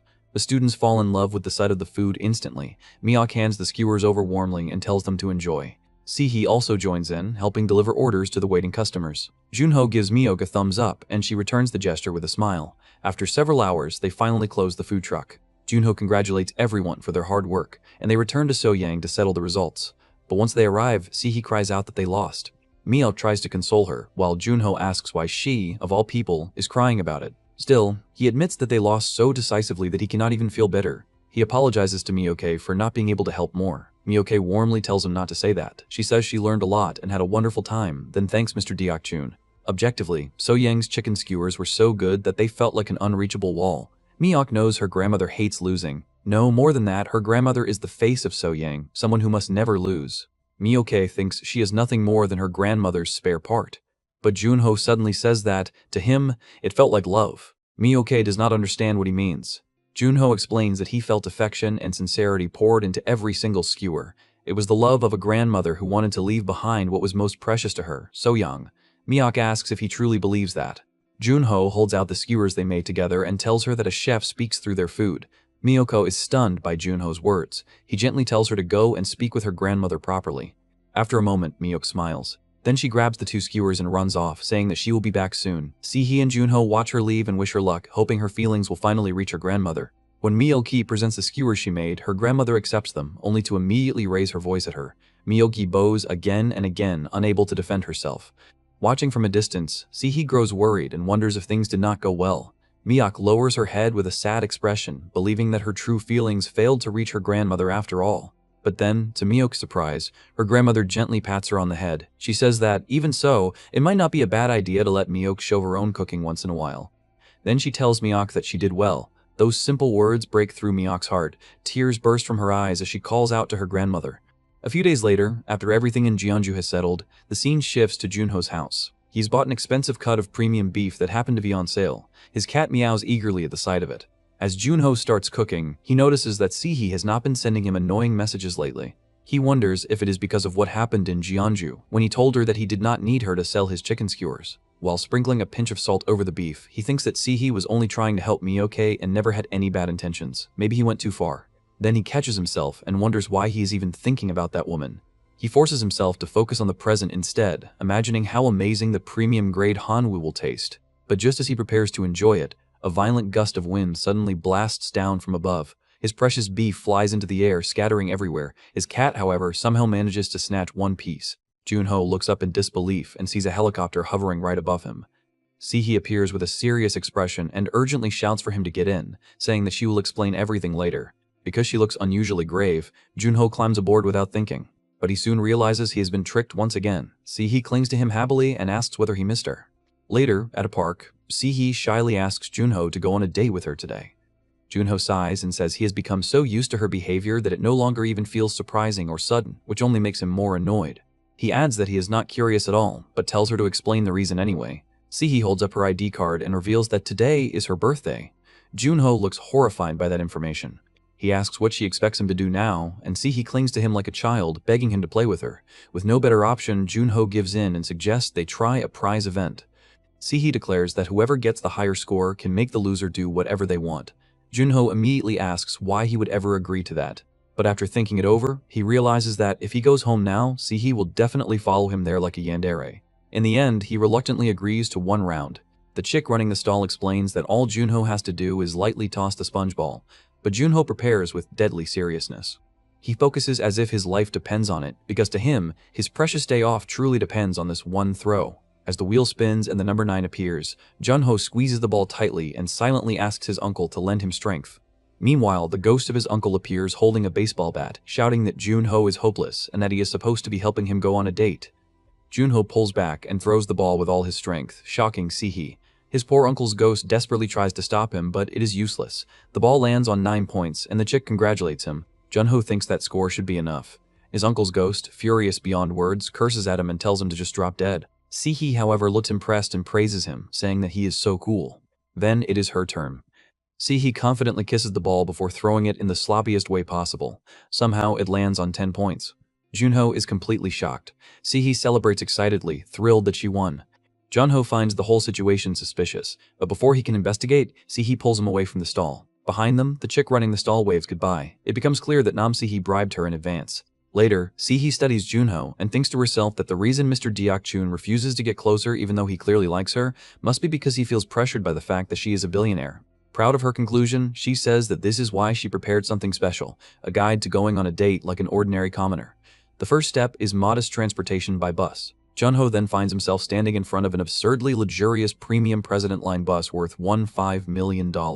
Next, Sihee takes him on a modest shopping trip. Her idea of modest shopping is buying him clothes that cost around $20,000, casually saying they are perfect for wearing around the house. Junho is baffled and asks how anyone could wear clothes worth tens of thousands of dollars so casually at home. After that, Sihee enters the fitting room and calls out to him. In a playful voice, she asks whether he wants to come inside. Junho snaps instantly and hurriedly shuts the curtain. But Sihee suddenly opens it again, making him stumble backward while covering his eyes. She teases him, calling him a naughty boy for actually expecting something suspicious. Junho, red with embarrassment, shouts that it is not funny. Next, Sihee brings him to an arcade for what she calls a modest date. There, she notices Junho's attention drifting toward the karaoke room. She almost chooses karaoke, but then remembers the disaster that happened last time. She quickly pulls his head away from it and suggests the claw machine instead. Sihee then tries to win a prize from the claw machine, but her movements are clumsy. She fails once, then fails again, and keeps failing repeatedly. Junho watches her struggle and tells her that she is doing it wrong. When she continues to fail, he sarcastically remarks that there are actually things she is not good at. Hearing that, Sihee immediately becomes irritated. Sihee angrily punches the claw machine frame and shouts that she can catch the prize. At that exact moment, Secretary Kim suddenly kicks through the glass, shattering the front of the machine and sending plushies flying everywhere. Junho is completely speechless and asks if she has any idea how much that machine costs. But Secretary Kim calmly hands Sihee one of the plushies and congratulates her for catching it. Sihee proudly holds up the doll, excitedly exclaiming that she caught it. Junho awkwardly wonders whether that can really be called catching it. Then Sihee holds the plushie beside her face and asks which one is cuter. Junho immediately moves to choose the plushie, saying the answer is obvious. But before he can finish, he sees Secretary Kim silently snapping another plushie's neck. Junho instantly gives in and chooses Sihee instead. Sihee beams with happiness, delighted that he picked her. Later, as Sihee keeps clinging to him without letting go, Junho tells her that he will buy her dinner if she releases him. She loves that suggestion, but then adds that she wants to drink with the meal too. Soon after, they sit inside a small food stall. Sihee remarks that today's date feels so ordinary. Junho questions what part of anything they did could possibly be called ordinary. They clink their glasses together, but after taking a sip, Sihee complains that the drink is too strong. Junho tells her to eat it with some snacks. A plate of tofu with kimchi is placed before them. Sihee picks up a piece with her chopsticks, adding some meat before tasting it. The flavor hits her immediately. It is sweet, sour, and spicy all at once. The savory pork and kimchi, stir-fried in oil, blend perfectly together, while the soft tofu balances everything with its mild taste. As they eat, Junho asks if it is really fine for her to spend her birthday with him. Sihee takes his hand and says that because it is a special day, she wanted to spend it with him. More importantly, she says she wanted to hear his answer on that special day. Then she slips the bottle cap ring onto his finger. Junho looks at it curiously and asks what she is doing. With a warm smile, Sihee asks if he will marry her. The moment he hears her proposal, Junho silently pours himself a full glass of alcohol and drinks it in one go. Sihee is stunned when he suddenly agrees, saying that they should do it and get married. Sihee freezes, unable to believe that he finally accepted. Junho pours himself another drink and says that before anything else, he needs to hear her answer first. Then he tells her to throw everything away. Sihee looks confused, and Junho explains that he is asking her to leave SH behind and live only as Nam Sihee. She freezes at his impossible request. She tells him that he does not need to feel burdened, because she can make him even happier with her own money. She says he only needs to trust her. But Junho tells her that if she remains the successor of SH, he cannot trust her. He says he will never know whether she is trying to take everything from him with money like chairwoman Yoon Hee-young, or whether she is simply playing with him for entertainment. Hearing that, Si-hee thinks that she can abandon everything. Mr. Deok-chun is the only person who looks at the real Nam Si-hee instead of her money. But then doubt grips her. She wonders what she can do for him without being a chaebol. Without money, she cannot offer him much. All she would have left is her love. Seeing her hesitate, Junho tells her that since she understands now, she should wake up and return to where she belongs. But Si-hee quietly says that she loves him. She asks whether loving him is not enough. Junho answers coldly that he has never loved Nam Si-hee. Those words shatter her. She grabs her glass and drinks as her thoughts spiral out of control. Junho starts to leave, but Si-hee shouts after him, calling him a liar. She says he fed her, washed her, and took care of her. He held her hand whenever he wanted, and he even said with his own mouth that she was precious to him. Junho only sighs and says he does not know what she is talking about again. He adds that if he made her misunderstand, then he is sorry. To avoid any more confusion, he says they should stop running into each other. On her birthday, Si-hee is left heartbroken. Through her tears, she asks why he was so kind to her if he was going to reject her like this. Seeing her cry, Junho tries to explain, but Si-hee cuts him off. She shouts that he is a jerk and tells him never to show his face to her again. At that moment, a suspicious van suddenly speeds toward them. The people inside try to kidnap Nam Si-hee. Junho lunges toward her and shouts her name, but Si-hee, still furious and crying, yells that she told him to get lost. When she opens her tearful eyes again, everything has gone silent. She calls out to him, but Junho is nowhere to be seen. She mutters in disbelief, wondering if he really left, and then gasps in despair. The scene shifts to the next morning. Junho slowly regains his senses and realizes that he is the one who was kidnapped. His blindfold is removed, revealing that he is in an isolated construction site. He wonders why they kidnapped him. His arms are tied to a chair, and his mouth is sealed with tape. As he looks around, he remembers that they kept moving all night. This must be a remote, deserted place, which means there is no one around to help him. One kidnapper crunches on chips while another holds a knife and accuses Junho of being Nam Si-hee's boyfriend. Junho frantically shakes his head, denying it with all his strength. But the kidnapper does not believe him. He kicks Junho, sending the chair skidding dangerously toward the edge of the unfinished building. Junho looks down and panics, realizing that if he falls from there, he will die. The kidnapper shows him his phone and points to the messages Si-hee sent him, warning that if he lies, he is dead. Then he scrolls further and reveals the scandalous pictures Nam Si-hee sent. When Junho sees her feet pictures, he thinks in despair that she sent those on her own, and now he is going to die because of that woman. The kidnapper declares that Nam Si-hee must pay 5 billion won for his ransom, so Junho had better be her boyfriend if he wants to survive. Meanwhile, Si-hee arrives alone in a taxi. She is on the phone with the kidnappers. They ask if the money is ready and warn her not to try anything funny. They order her to come up quietly by herself if she wants to see her boyfriend alive. Si-hee steps out of the taxi and tells them that Mr. Deok-chun had better be safe. She says they should take the 5 billion won and leave him alone. When she reaches the building, the kidnappers remark that she actually came alone. They hold out their hands and say that, as promised, if she hands over the 5 billion, they will spare her boyfriend's life. Meanwhile, Junho never thought he would feel so relieved to see that woman. After the terrible argument they had, he did not believe she would actually come. Si-hee looks at him sadly and apologizes. She says she only ever brings misfortune to Mr. Deok-chun. In the end, solving things with money is all she can do. She assumes he must be disappointed in her again.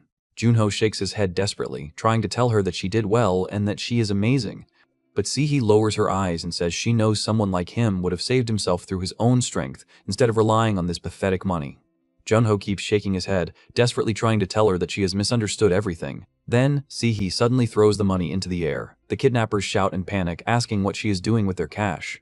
As the bills scatter everywhere, the kidnappers rush to catch the falling money. Si-hee calls out to Deok-chun and declares that she is going to save him with her own strength now. She lunges toward him. Junho desperately tries to warn her that there is nothing behind him to support them, but Si-hee jumps anyway. The two of them fall together from the multi-story building, and as they plunge downward, Si-hee declares that she loves him. But, as you would expect, that is the last thing he wants to hear right now. As they plunged from the unfinished building, the wind roared around them. Despite the terrifying fall, Si-hee smiled brightly and confesses that she loves him.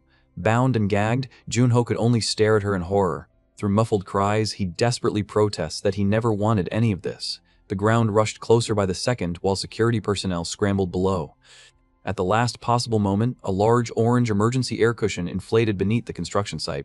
The two crashed onto it together. Security teams immediately flooded the area. Nearby, Chief Kim held a phone to her ear while armed personnel secured the perimeter. She reports that the target has been safely recovered and orders the medical staff to examine Si-hee while Alpha Team moves to apprehend the kidnappers. Lying stiffly on the air cushion, Junho trembled as sweat streamed down his face. Beside him, Sei-hee remained pressed against him, smiling as though they had merely stepped off a curb instead of falling from a building. Junho gasps that he nearly died and points out that she nearly died as well. His eyes widen in disbelief as he demands to know why she took such a ridiculous act so far. Sei-hee's smile only deepens. She says that she does not care how he views her. She says that she intends to stay by his side and protect him. She even adds that she likes him enough to die for him. Junho can only stare blankly. Deep down, he thinks that she is completely insane. Later, police officers drag the kidnappers toward waiting patrol cars. The setting sun bathes the entire scene in orange light as the chaos finally settles. Standing before Sei-hee, Junho quietly thanks her for saving him, even if the gratitude comes late. He says that he will repay whatever money was lost and could not be recovered. Sei-hee immediately refuses. She says that it was only a few hundred million won and that the entire incident happened because of him in the first place. Junho falls silent. Scratching the back of his head awkwardly, he admits that the truth is somewhat different. He explains that the men were loan sharks from whom he had borrowed money in the past. Believing he was Nam Se-hee's boyfriend, they tried to exploit the misunderstanding to squeeze additional money from her. He tells her that none of this happened because of her, so she should not blame herself. He then says that everything seems resolved now and that they should probably go their separate ways. Inside her car, Sei-hee sits quietly and says goodbye to Deok-chun. Her hand slowly clenches into a fist. She thinks that she acted as if she was perfectly fine, but the truth is that it hurt. Now that she's experienced it herself, she finally understands the pain of confessing sincerely and being rejected. Outside, Junho suddenly leans toward the car window and calls her name. Surprised, Sei-hee looks up. Junho awkwardly says that he brought something to eat. He quickly insists that it is not a thank you gift or anything special. Extending a small handmade coupon, he explains that it is simply a birthday present. Sei-hee's cheeks immediately redden as she accepts it. Her heart trembles as she wonders how she is supposed to stop liking him when he keeps doing things like this. The coupon reads that it is a birthday-free coupon from Deok-chun. Junho scratches his head and turns away while Sei-hee says that she supposes she has no choice but to see him again. Later, Junho stands alone in the kitchen, pouring milk into a bowl while preparing ingredients. Sei-hee's confession continues to echo in his mind. He keeps hearing her say that she loves him. Cracking an egg, he wonders whether she truly meant those words. Her smiling face appears in his thoughts, and he asks himself why it had to be him. From the very beginning, Sei-hee has always been the type of reckless woman who pursues her goal regardless of the method. In his mind, she is completely out of her mind. Punching the dough, Junho scolds himself. He thinks that he already allowed himself to be fooled by life once and ended up drowning in debt. He asks himself whether he is really foolish enough to be deceived again. He tells himself to wake up and stay focused. As he kneads the dough with flour-covered hands, he reminds himself that he has no intention of trusting something like love ever again. He neatly arranges the finished buns and recalls his original goal, making the food truck's name known. Then smoke begins rising. Junho stares helplessly at the burnt food and wonders whether this is really the time to be selective about methods. He asks himself if he is about to do something crazy. After a brief silence, he reaches a decision. He heads to Daejeon. Standing in front of a bakery, Junho tells himself that he will go through with it. He thinks that baking and pastries are fields Deok-chun never explored. That is exactly why the challenge matters and why it represents a genuine opportunity. He also knows that this bakery belongs to the greatest pastry chef he has ever known. Inside, display cases shine with rows of golden pastries. The clerk asks whether she can take his order and whether he plans to eat inside. Lowering the brim of his cap, Junho quietly agrees. He orders an egg tart. Even before taking a bite, the buttery fragrance and sweet caramelized custard tempt him. The crisp shell breaks cleanly, revealing moist cream and a rich egg flavor layered with a nutty depth. The sweetness remains balanced, while a gentle vanilla aroma lingers afterward. Junho chews slowly before admitting that this is the kind of professional craftsmanship that cannot be replicated through confidence alone. Lowering his gaze, he thinks that this is a taste he would rather forget. Then someone behind him quietly calls his name.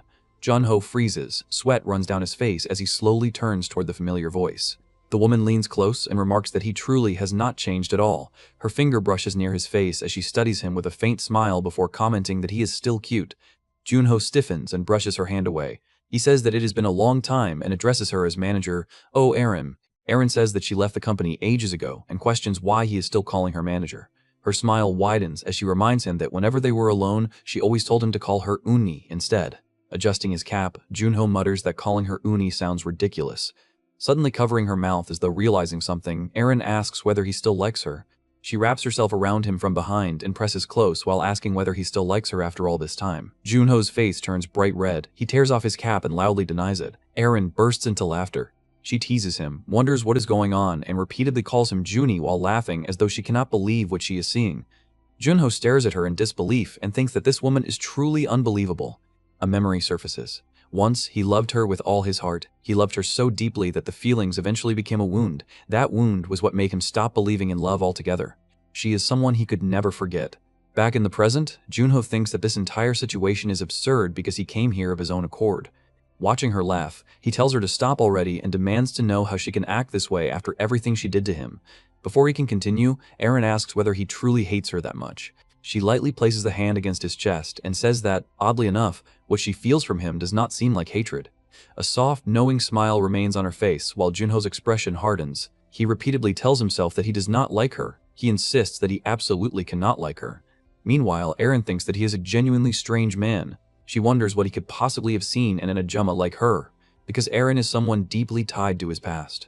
4 years earlier, before Junho met Uncle Deok-chun, he was scammed and left carrying 300 million won in debt. Bank loans, credit card loans, and eventually even private lenders piled up around him.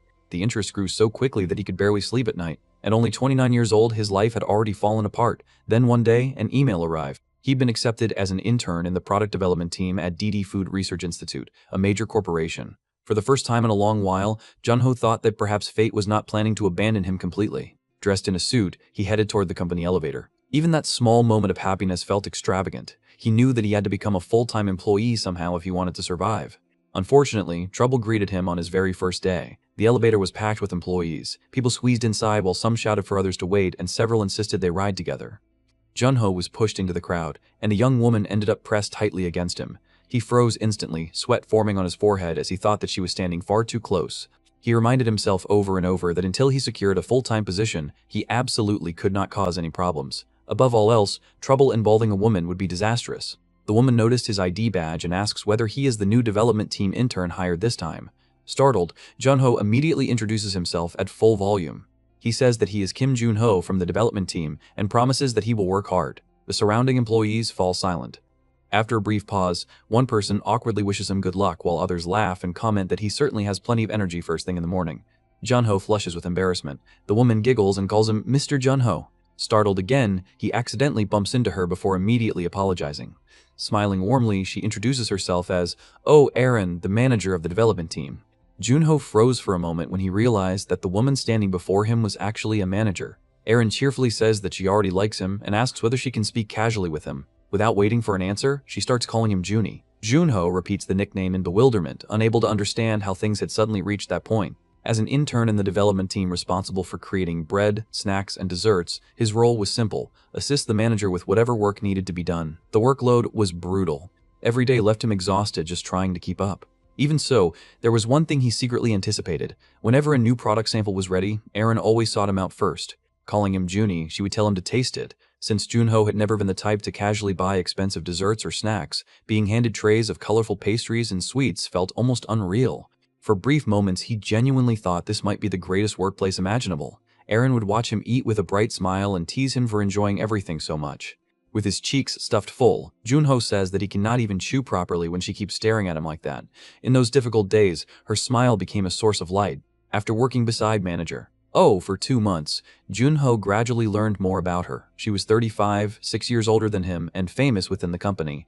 She had climbed the corporate ladder at astonishing speed and had a reputation for turning every product she touched into a bestseller. Despite her accomplishments, she remained friendly, approachable, and kind to everyone around her. Before he noticed it happening, those qualities began to mean something special to him. He found himself becoming irrationally jealous. He could not pinpoint exactly when it started, but every casual gesture, every teasing remark, and every moment she stepped into his personal space became precious.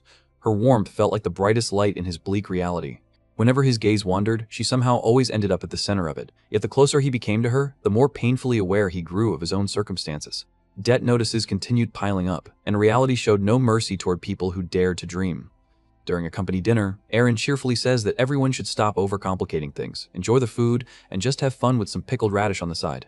As pork belly sizzles on the grill, she notices the meat and tells Mr. Junho that she thinks it is burning. Junho studies the grill seriously and asks whether she cannot hear it. Confused, Eren asks what he means. Junho explains that the pork belly is practically speaking. He says that the fat is rendering, the moisture is evaporating, and the meat is announcing its perfect cooking stage. Eren simply asks whether it is cooked or not.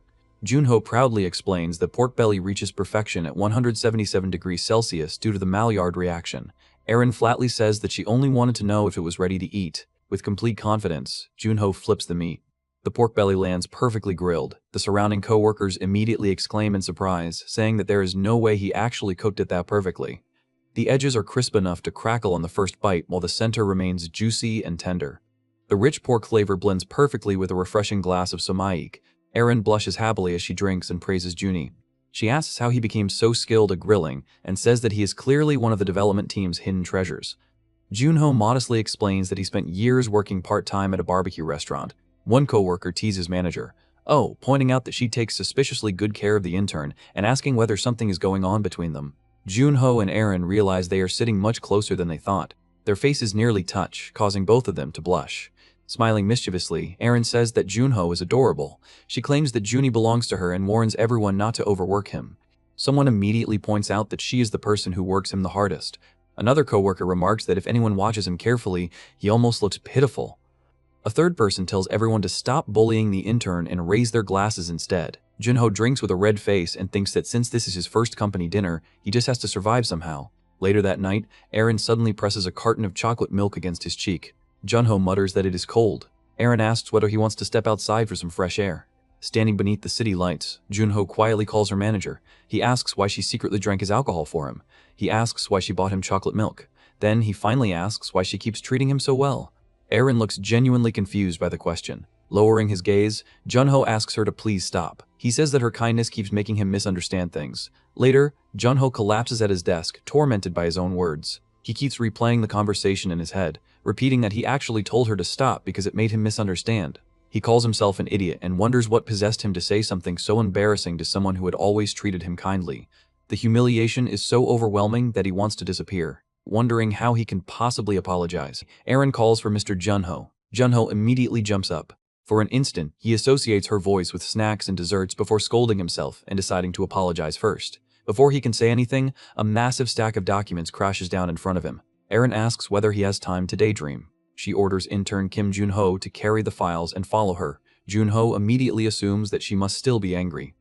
As Erin walks toward a restricted staff area, he follows behind while struggling to carry the towering pile of documents. He thinks that everything is finally over.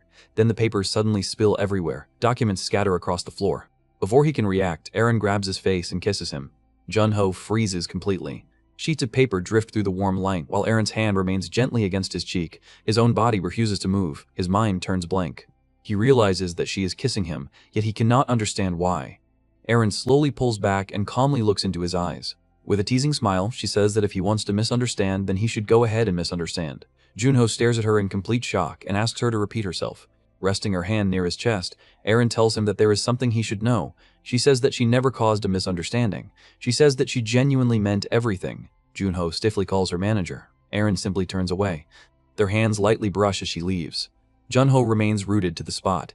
He thinks that merely keeping his own life together is already exhausting enough. He barely has room to think about work, much less romance.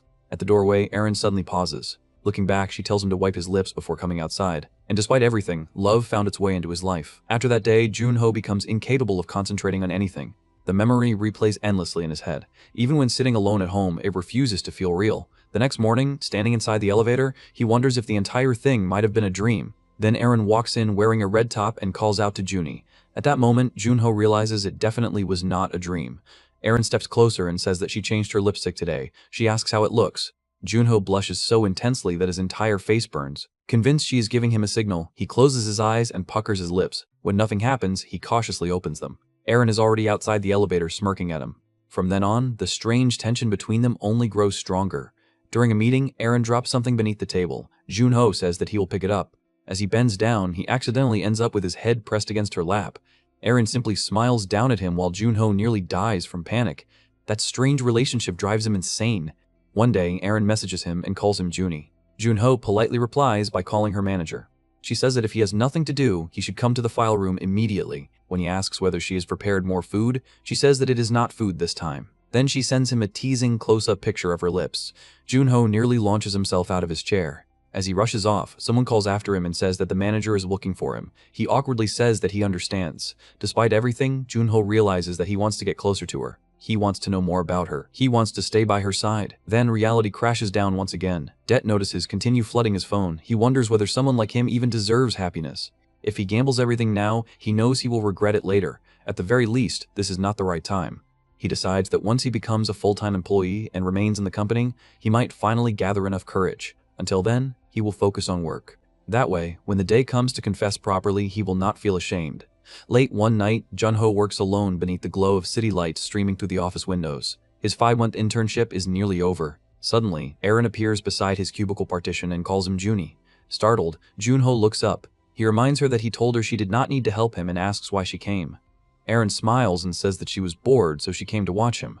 Jun-ho asks what could possibly be entertaining about watching someone work. She teasingly says that staring at handsome Junie's face is entertaining enough. Both of them immediately blush and awkwardly clear their throats. Aaron places a box of egg tarts on his desk and says that she even brought snacks. Jun-ho quietly thanks her before asking her to head home. Aaron lowers her gaze. She says that lately it feels as though he's been avoiding her. Then she asks whether he dislikes her. Jun-ho looks troubled and says that it is not like that. Aaron asks what the real reason is. Then she asks him directly whether he likes her. Jun-ho freezes. His eyes widen as her question lingers heavily between them. A shadow moved past the office corridor, and Aaron suddenly told him to hide. Startled, Jun-ho immediately answered that he understood before Aaron grabbed his arm and pulled him down behind the desk. In the cramped darkness, their bodies ended up pressed together. Jun-ho quietly asked why she was hiding in the first place. He pointed out that it was not as though they had been doing anything suspicious. Jun-ho says that she panicked over nothing. Aaron slowly leaned closer and replied that they were about to do something suspicious. Her face drifted dangerously close to his, and Jun-ho instantly stiffened. Seeing his reaction, Aaron let out an amused murmur and teased him mercilessly. Later, Aaron brought him to her favorite restaurant and proudly declared that the owner was an incredible cook. The owner, Uncle Deok-chun, cheerfully served a plate of chili shrimp. He claimed that he had personally caught the prawns himself. Aaron immediately squealed with excitement and repeated that he had supposedly caught them himself. She asked whether he was serious. Jun-ho watched the eccentric owner with mild disbelief. As they sat together at the table, an awkward silence settled between them. After a while, Aaron rested her cheek against her hand and told Junie that if there was something he wanted to say, he should just say it. Jun-ho tightened his grip around his glass. He admitted that he had been selfish. He admitted that he had been scared, so he ran away. He says that he cannot keep allowing her to misunderstand things anymore. Then he finally confessed the truth. He says that he carries 300 million won in debt. Jun-ho explained that he had been scammed while foolishly chasing a side business opportunity. He worked multiple jobs at once, pushed his body beyond its limits, and barely managed to survive day after day. He says that someone in his condition does not even deserve to like her. He adds that if he fails to secure a full-time position, he may not even be able to continue moving forward. Aaron quietly reached out and straightened his tie. She tells him that he does not have to force himself to be honest. She says that when a woman falls in love, sometimes all it takes is one sweet line to fool her. Countless excuses rushed through Jun-ho's mind. Yet only one honest sentence escaped his lips. He says that he likes her. Nothing else came out. Aaron looked at him gently and asked whether he wanted to come to her place. When the apartment door closed behind them, the distance between them vanished. Their lips met, soft and warm. To Jun-ho, it felt as though all the frustration, longing, and emotions he had been suppressing finally burst free at once. He held on to her desperately. Aaron asked whether he liked her. Then she asked what exactly he liked about her. Faced with those questions, Jun-ho found himself unable to answer properly. Aaron tilted her head and stayed close to him, leaving him completely overwhelmed. Her fingers slid behind his neck and buried themselves in his hair. The warmth of her body erased the last traces of hesitation lingering in his heart. Even so, something about her expression felt strange, as though she were struggling against something invisible. Then Aaron gently cupped his face. Jun-ho froze. Aaron asked whether he liked it that much. When he could only stare at her silently, she smiled and told him to love her even more. That night, Jun-ho felt as though he had finally discovered a reason to keep living. The love shining before him felt so bright that he could barely remember why he had fallen for her in the first place. Later, Aaron says that she is going to wash up. Jun-ho ate and covered his face in embarrassment. Stammering awkwardly, he says that he understands while accidentally calling her Nuna. As he gradually calmed down, the haze clouding his thoughts finally began to clear. Lying on the bed, his eyes wandered toward a picture frame. Then he froze. He stared at it in disbelief and wondered what exactly he was looking at. He asked himself who the man in the photograph was supposed to be. Kim Ju-yeon-wang was supposed to be dead. Standing in front of the closet, Jun-ho remained motionless. The realization that Kim Soo-yeon had survived brought him no comfort whatsoever. Instead, it proved something far more painful. It showed that Aaron had never once considered bringing Kim Soo-yeon back into her life, not even for a moment. That was the absolute limit of it. His body suddenly felt hollow, like an empty shell carrying around a broken mind. To him, this was the ultimate punishment, his greatest mistake. Even now, he felt trapped in a cycle of endless death without ever reaching a true ending. The disgust he felt toward himself became unbearable. Driven by guilt, Jun-ho eventually submitted his resignation. Not long afterward, DD Food Lab sent him a notice confirming his acceptance as a full-time employee. The letter thanked Kim Junho for his dedication throughout his internship. It stated that the product development team had highly evaluated his performance, praising both his analytical thinking and his willingness to create bold, new flavors. Yet, despite receiving everything he had worked for, Junho completely cut off contact with Aaron. It was not only because of his own weakness. The painful truth was that Aaron never tried to contact him either. 4 years passed. Slowly, Junho convinced himself that he had moved on. He truly believed seeing her again would no longer affect him. Yet now, sitting across from her, his heart pounded painfully against his chest, the feeling twisted into knots. Clutching his chest, he told her to stop talking nonsense because the only reason he had come here was… At that moment, Nam Se-hee appeared. She cheerfully asked whether he missed her and announced that she had finally arrived. Junho froze. His face immediately turned pale as he muttered Nam Se-hee's name. Without hesitation, he ducked down and tried to hide. He thought that of all possible moments, this was the worst time imaginable. Meanwhile, a commercial suddenly played on a nearby screen. The advertisement promoted a refreshing bowl of watermelon bingsu designed to beat the summer heat. Only then did Junho realize it was merely a commercial, yet somehow he felt an incredibly familiar and comforting sensation. Aaron gently called him Johnny. When he looked up, he discovered that his head was resting on her lap. Aaron calmly sat above him. She asked whether she had not already warned him not to behave like this in public. Flustered and sweating, Junho insisted that he had no idea what she was talking about. He says that such a ridiculous misunderstanding is completely…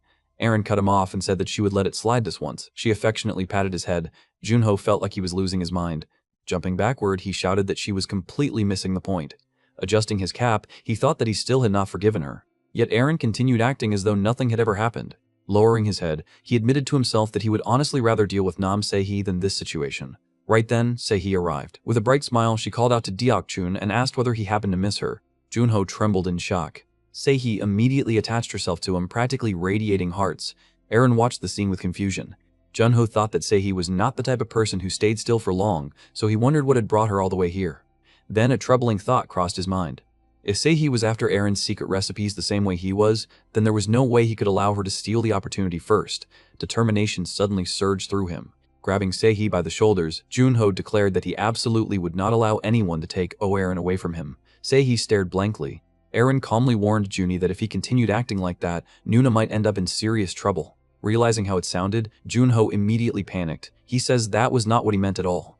Aaron shyly replied that he should give her a little time to think about it. Meanwhile, Se-hee looked between them in complete confusion and wondered what on earth was happening. She could not understand the situation at all. Looking back and forth between the pair, she wondered whether Deok-chun actually had feelings for Aaron. Unable to contain herself, Se-hee immediately interrupted. She demanded to know exactly what kind of relationship the two of them had. Junho quickly answered that they were nothing to each other. Aaron calmly added that it was only that way for now. Se-hee repeated the phrase in disbelief and asked what she meant by "for now." Junho hurriedly tried to clear up the misunderstanding. He told Nam Se-hee not to get the wrong idea because Aaron happened to be a married woman. Se-hee immediately recoiled. She asked whether Junho was seriously carrying feelings for a married woman. Her thoughts raced wildly. She was Nam Se-hee, the sole heiress of SH Group. She was a famous cable successor, a highly sought-after celebrity model, and a beautiful 26-year-old woman standing right in front of him. Yet somehow, she wondered whether he actually preferred a dangerous final boss type instead. Growing frustrated, Se-hee told Deok-chun to wake up and asked what had suddenly gotten into him. Aaron leaned toward Se-hee and said that Miss Se-hee clearly did not know the first thing about their journey. Se-hee's face immediately turned red. She exclaimed that Aaron had to be joking. She demanded that Aaron admit she was lying, then insisted on hearing exactly what happened between them. Touching her lips thoughtfully, Aaron said that an innocent young woman like Se-hee would not understand even if she explained everything. Embarrassed, Junho cleared his throat. He told Aaron that was enough and asked what would happen if her husband overheard. Aaron smiled softly. She says that her husband overhearing is impossible. Then she quietly revealed that her husband had passed away. She adds that it happened 6 years ago. Junho's eyes widened instantly. 6 years ago? That was long before Aaron had ever met him. If everything she showed him back then had been genuine, then perhaps what happened between them was never a misunderstanding after all. Quietly, Junho asked why she never told him the truth. He says that he spent years misunderstanding everything. He says that if he had known back then, maybe the two of them could have. Before he could finish speaking, Se-hee forcefully stepped between them. With a fierce glare, she loudly declared that the two of them needed to break it off immediately. Se-hee stared at Junho with trembling, reddened eyes and asked whether Deok-chun truly liked that older woman that much. She asked if the reason he kept pushing her away was because she was too young. Aaron let out a tired sigh and muttered that they were really doing this again. Then she turned toward Junho and pointed out that he clearly had not come because he missed her. She calmly asked what his real reason was. Junho lowered his gaze and decided to be honest. He says that he is preparing to launch a food truck. He explains that if he wants any chance of succeeding, he desperately needs her recipes. He quickly adds that he is not asking for charity and says he is willing to pay whatever amount is necessary or do whatever else it takes. Beneath the table, Erin's hands tightened. After a long silence, she softly called him Junie and said no. Then she told him that she would simply teach him everything herself.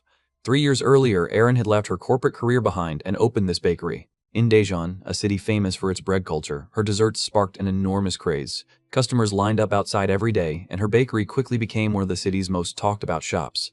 But success came with a price. Large bakery franchises began copying her creations. They sold imitations at lower prices and marketed them as though they were the originals. Over time, customer excitement faded, and along with it, Erin's passion slowly froze. Knowing better than anyone how talented she truly was only made Junho angrier. He asked whether she was seriously planning to give up after people stole the fruits of her hard work. Erin lowered her eyes and quietly replied that she had been fighting for more than 2 years. She says that she is simply exhausted. Junho clenched his fist. He says that stealing someone else's hard work is something he absolutely cannot forgive. Beside him, Sehee immediately agreed. She says that hearing this makes her furious too, so she intends to help. Junho immediately asked what she was plotting this time. Erin looked at Sehee seriously and asked why she would help someone who was not even special to her. Sehee leaned forward. She says that her help will not be free. She declares that once everything is resolved, Erin must give up on Deok-chun. Erin smiled faintly and replied that she could hardly do that when Junie was the one who liked her. Sehee instantly fired back and told her to stop talking and just make the promise. The two women hooked fingers to seal their agreement. Meanwhile, Junho sat trapped between them in complete disbelief. Erin sweetly apologized to Junie. At the same time, Sehee clung to his arm in frustration. Junho could only tell both of them to keep their hands off him. Afterward, he asked Nam Sehee whether she actually had a real plan. Sehee confidently pressed a finger against his cheek. She says that, in case he forgot, she happens to be the head of strategic planning at SH Group. Junho honestly admitted that he always thought she just spent her days fooling around. Sehee looked offended. She says that when dealing with supply chains, connections, and media exposure, there is only one solution. They need something the competition cannot easily copy. She snapped her fingers. Helpers immediately appeared. One of the girls cheerfully greeted Junho and called him Appa. Junho asked where all these kids came from. Sehee explained that she needed extra manpower. When Erin asked what exactly she was planning, Sehee simply told everyone to follow her. A short while later, Junho stood outside a changing area. The girls teased him and warned Appa not to peek inside. They reassured Deok-chun that everything was fine. Junho loudly declared that he had absolutely no intention of looking and thought that Sehee was steadily draining the life out of him. Then a sound caught his attention. He glanced over and froze. Erin stepped out wearing a maid outfit. A faint blush covered her face as she nervously asked whether she looked ridiculous at her age. Junho stared blankly before, unconsciously muttering in admiration. Realizing what he had said, he quickly tried to correct himself. Erin immediately caught it. She asked whether he had just called her cute. The younger girls emerged wearing matching maid uniforms and instantly joined in. They teased Junho and asked whether he really called Erin cute. Sehee puffed out her cheeks and demanded to know who was prettier. Completely overwhelmed, Junho asked what was going on with all those outfits. Sehee proudly explained. She says that they are maid uniforms. From now on, the bakery will become a maid cafe. She explains that combining cute staff with beautiful desserts will create something the copycats cannot easily reproduce. Then she proudly announces that everyone will begin maid training immediately. Junho sat alone at a pink table. His soul had already left his body. Erin approached in her maid uniform and leaned close. She welcomed Master home and asked whether he was thirsty. Then she innocently asked whether he liked milk. Before she could continue, Sehee immediately stopped her. She says that is not how a proper maid does it. She explains that maids need to be adorable and tells Erin to watch carefully. Taking the drink herself, Sehee demonstrated with exaggerated cuteness, heart gestures, and playful charm. Afterward, she eagerly asked Junho whether the drink tasted better now. Junho took a sip. Then he calmly answered that it tasted exactly the same. Sehee called him rude and complained that he was unbelievably mean. Then she turned toward Yuri and announced that she was next. Dressed in a maid outfit, Yuri nervously attempted the same cute routine. Her face became redder with every second. By the time she reached the end, she was practically dying from embarrassment. She finally cried out that it was far too humiliating. Next came Shunyak. Unfortunately, instead of serving the customer, she casually drank the order herself. Junho immediately informed her that maids were not supposed to drink the customer's drinks. Kim wondered whether acting cuter would help. She awkwardly attempted a forced pose. Junho immediately decided he had seen enough. He says that they should stop there and head to the kitchen because he will handle the cooking. Kim asked what she was supposed to do. Junho replied that they were making tteokbokki, so she should come help. Soon everyone got to work. Some practiced customer service, others cooked, others worked on poses and greetings. Erin smiled brightly while wearing her maid outfit. Before long, the maid cafe officially opened.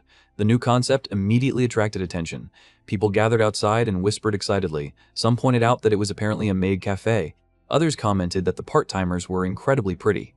Many had already heard rumors about the bakery's famous desserts. A crowd quickly formed. Among them stood a bald man. Watching from a distance, he frowned darkly. He thought that Aaron clearly had not given up yet. Then he made up his mind. He would simply copy everything again and steal it all. From the outside, the bakery looked like a normal dessert cafe. But the moment a customer stepped inside, the atmosphere exploded into pink sparkles and overwhelming energy. The maids cheerfully welcomed him home as master. The poor customer froze in shock. The girls surrounded him and offered to choose a menu for him. Nervously, he agreed. The maids immediately informed him that the correct answer was supposed to be meow. Flustered, the customer obediently meowed. Seihi proudly announced that Master had selected the Princess Premium Sweet Dessert Set. Junho personally delivered the beautifully arranged desserts and informed Master that his order was ready. The desserts sparkled with vibrant colors and elegant presentation. One maid shyly offered to feed the customer a bite. The moment customers started taking photos, Chief Kim nearly had a heart attack and immediately ordered everyone to stop photographing things. Watching everything unfold, Junho reluctantly admitted that this success was entirely thanks to Nam Seihi. Even so, as he watched her calmly taking notes on her clipboard, he could not understand her at all. He honestly had no idea which version of her was the real one. Later that evening, Junho and Aaron sat outside beneath the setting sun. Aaron told Junie that he had worked hard today. Stretching lazily, Junho replied that he had barely done anything. Whether he liked it or not, Nam Seihi was responsible for most of the success. Aaron asked whether he really intended to keep hanging around all those girls. Junho immediately told her not to joke about something so terrifying. Aaron smiled. She says that she gets the feeling Miss Seihi genuinely likes him. Junho glanced back toward the cafe. He thought that Seihi was a ruthless woman plotting to steal his food truck. He convinced himself that everything she did was simply an act. Aaron looked at him calmly and asked whether he truly believed that. Junho lowered his head. He admitted that he honestly did not know anymore. He says that he is afraid of trusting someone again. He says that he is afraid of being hurt again. Because of that, he would rather never find out. Covering his face with both hands, he listened quietly as Aaron continued. She says that back then she intended to call him immediately, but then a thought entered her mind. She wondered whether the place she stood in and the small things she could offer would only hold him back. She wondered whether she might drag down someone as bright as him and extinguish that light. Junho listened in silence. Aaron says that she agonized over it for days. In the end, she concludes with a bitter smile that it is nothing more than a boring cliché story. Junho softly agreed. He says that she is right. He says that it really is a cliché story. Then Aaron asks him something. She asks that if she had called him back then, how does he think things would have turned out? Junho lowered his gaze. He quietly admitted that he would have continued loving her long after this very moment. Aaron gently asked whether Junie wanted to run this bakery with her and live together. Junho froze. He tried to answer, but Aaron cupped his face. She told him there was nothing to think about. She says that he still has dreams waiting for him. She says that keeping him here would only be her own selfishness. Pulling him into an embrace, she says that a predictable story deserves a predictable ending. Then she reminds him that he also made a promise with Miss Seihi. Straightening herself, Aaron smiled. She tells him to visit the bakery from time to time if he does not mind spending time with an old lady like her. Before Junho could fully respond, Seihi suddenly burst onto the scene. Furiously demanding answers, she asked what the two of them had been discussing and immediately started calling for Deokjun. Aaron groaned and said she was exhausted. When Seihi complained, Aaron teasingly asked Junie whether he wanted to spend the night in her room. Junho instantly declined. Aaron laughed and asked why everyone was making such a big deal out of it. Meanwhile, Seihi completely lost her temper and shouted that this woman was seriously unbelievable before demanding that she stay away from Deokjun. Sometime later, Junho worked a stall at an elementary school sports festival. Standing behind the counter, he spun fluffy pink cotton candy. Handing one to a child, he told them to enjoy the strawberry-flavored cotton candy. Children ran happily across the field. Watching them, Junho quietly wondered whether someone was doing okay. At that exact moment, Seihi appeared wearing a bright yellow outfit. Smiling brilliantly, she says that she has not been okay at all because she has not seen him. Junho replied that he was beginning to wonder why she had not shown up today. Seihi immediately froze. She asked whether he was saying he had actually been waiting for her. Junho instantly denied everything. Seihi admired the cotton candy and commented that it looked especially pretty today. Junho calmly informed her that it cost 1,000 won. Holding up cash with sparkling eyes, Seihi declared that she wanted a 1,000,000 won cotton candy filled with love. Without saying a word, Junho made an enormous cotton candy. Then he told her not to talk to him until she finished eating it. Seihi stared in disbelief and asked what that was supposed to mean. Junho completely ignored her and turned to the next customer. Then he froze. A young boy stood before the stall. Junho immediately asked why he was there. Calling him Kim Suho, he reminded the boy that he specifically told him not to call him and not to come looking for him. The boy silently pointed toward the school.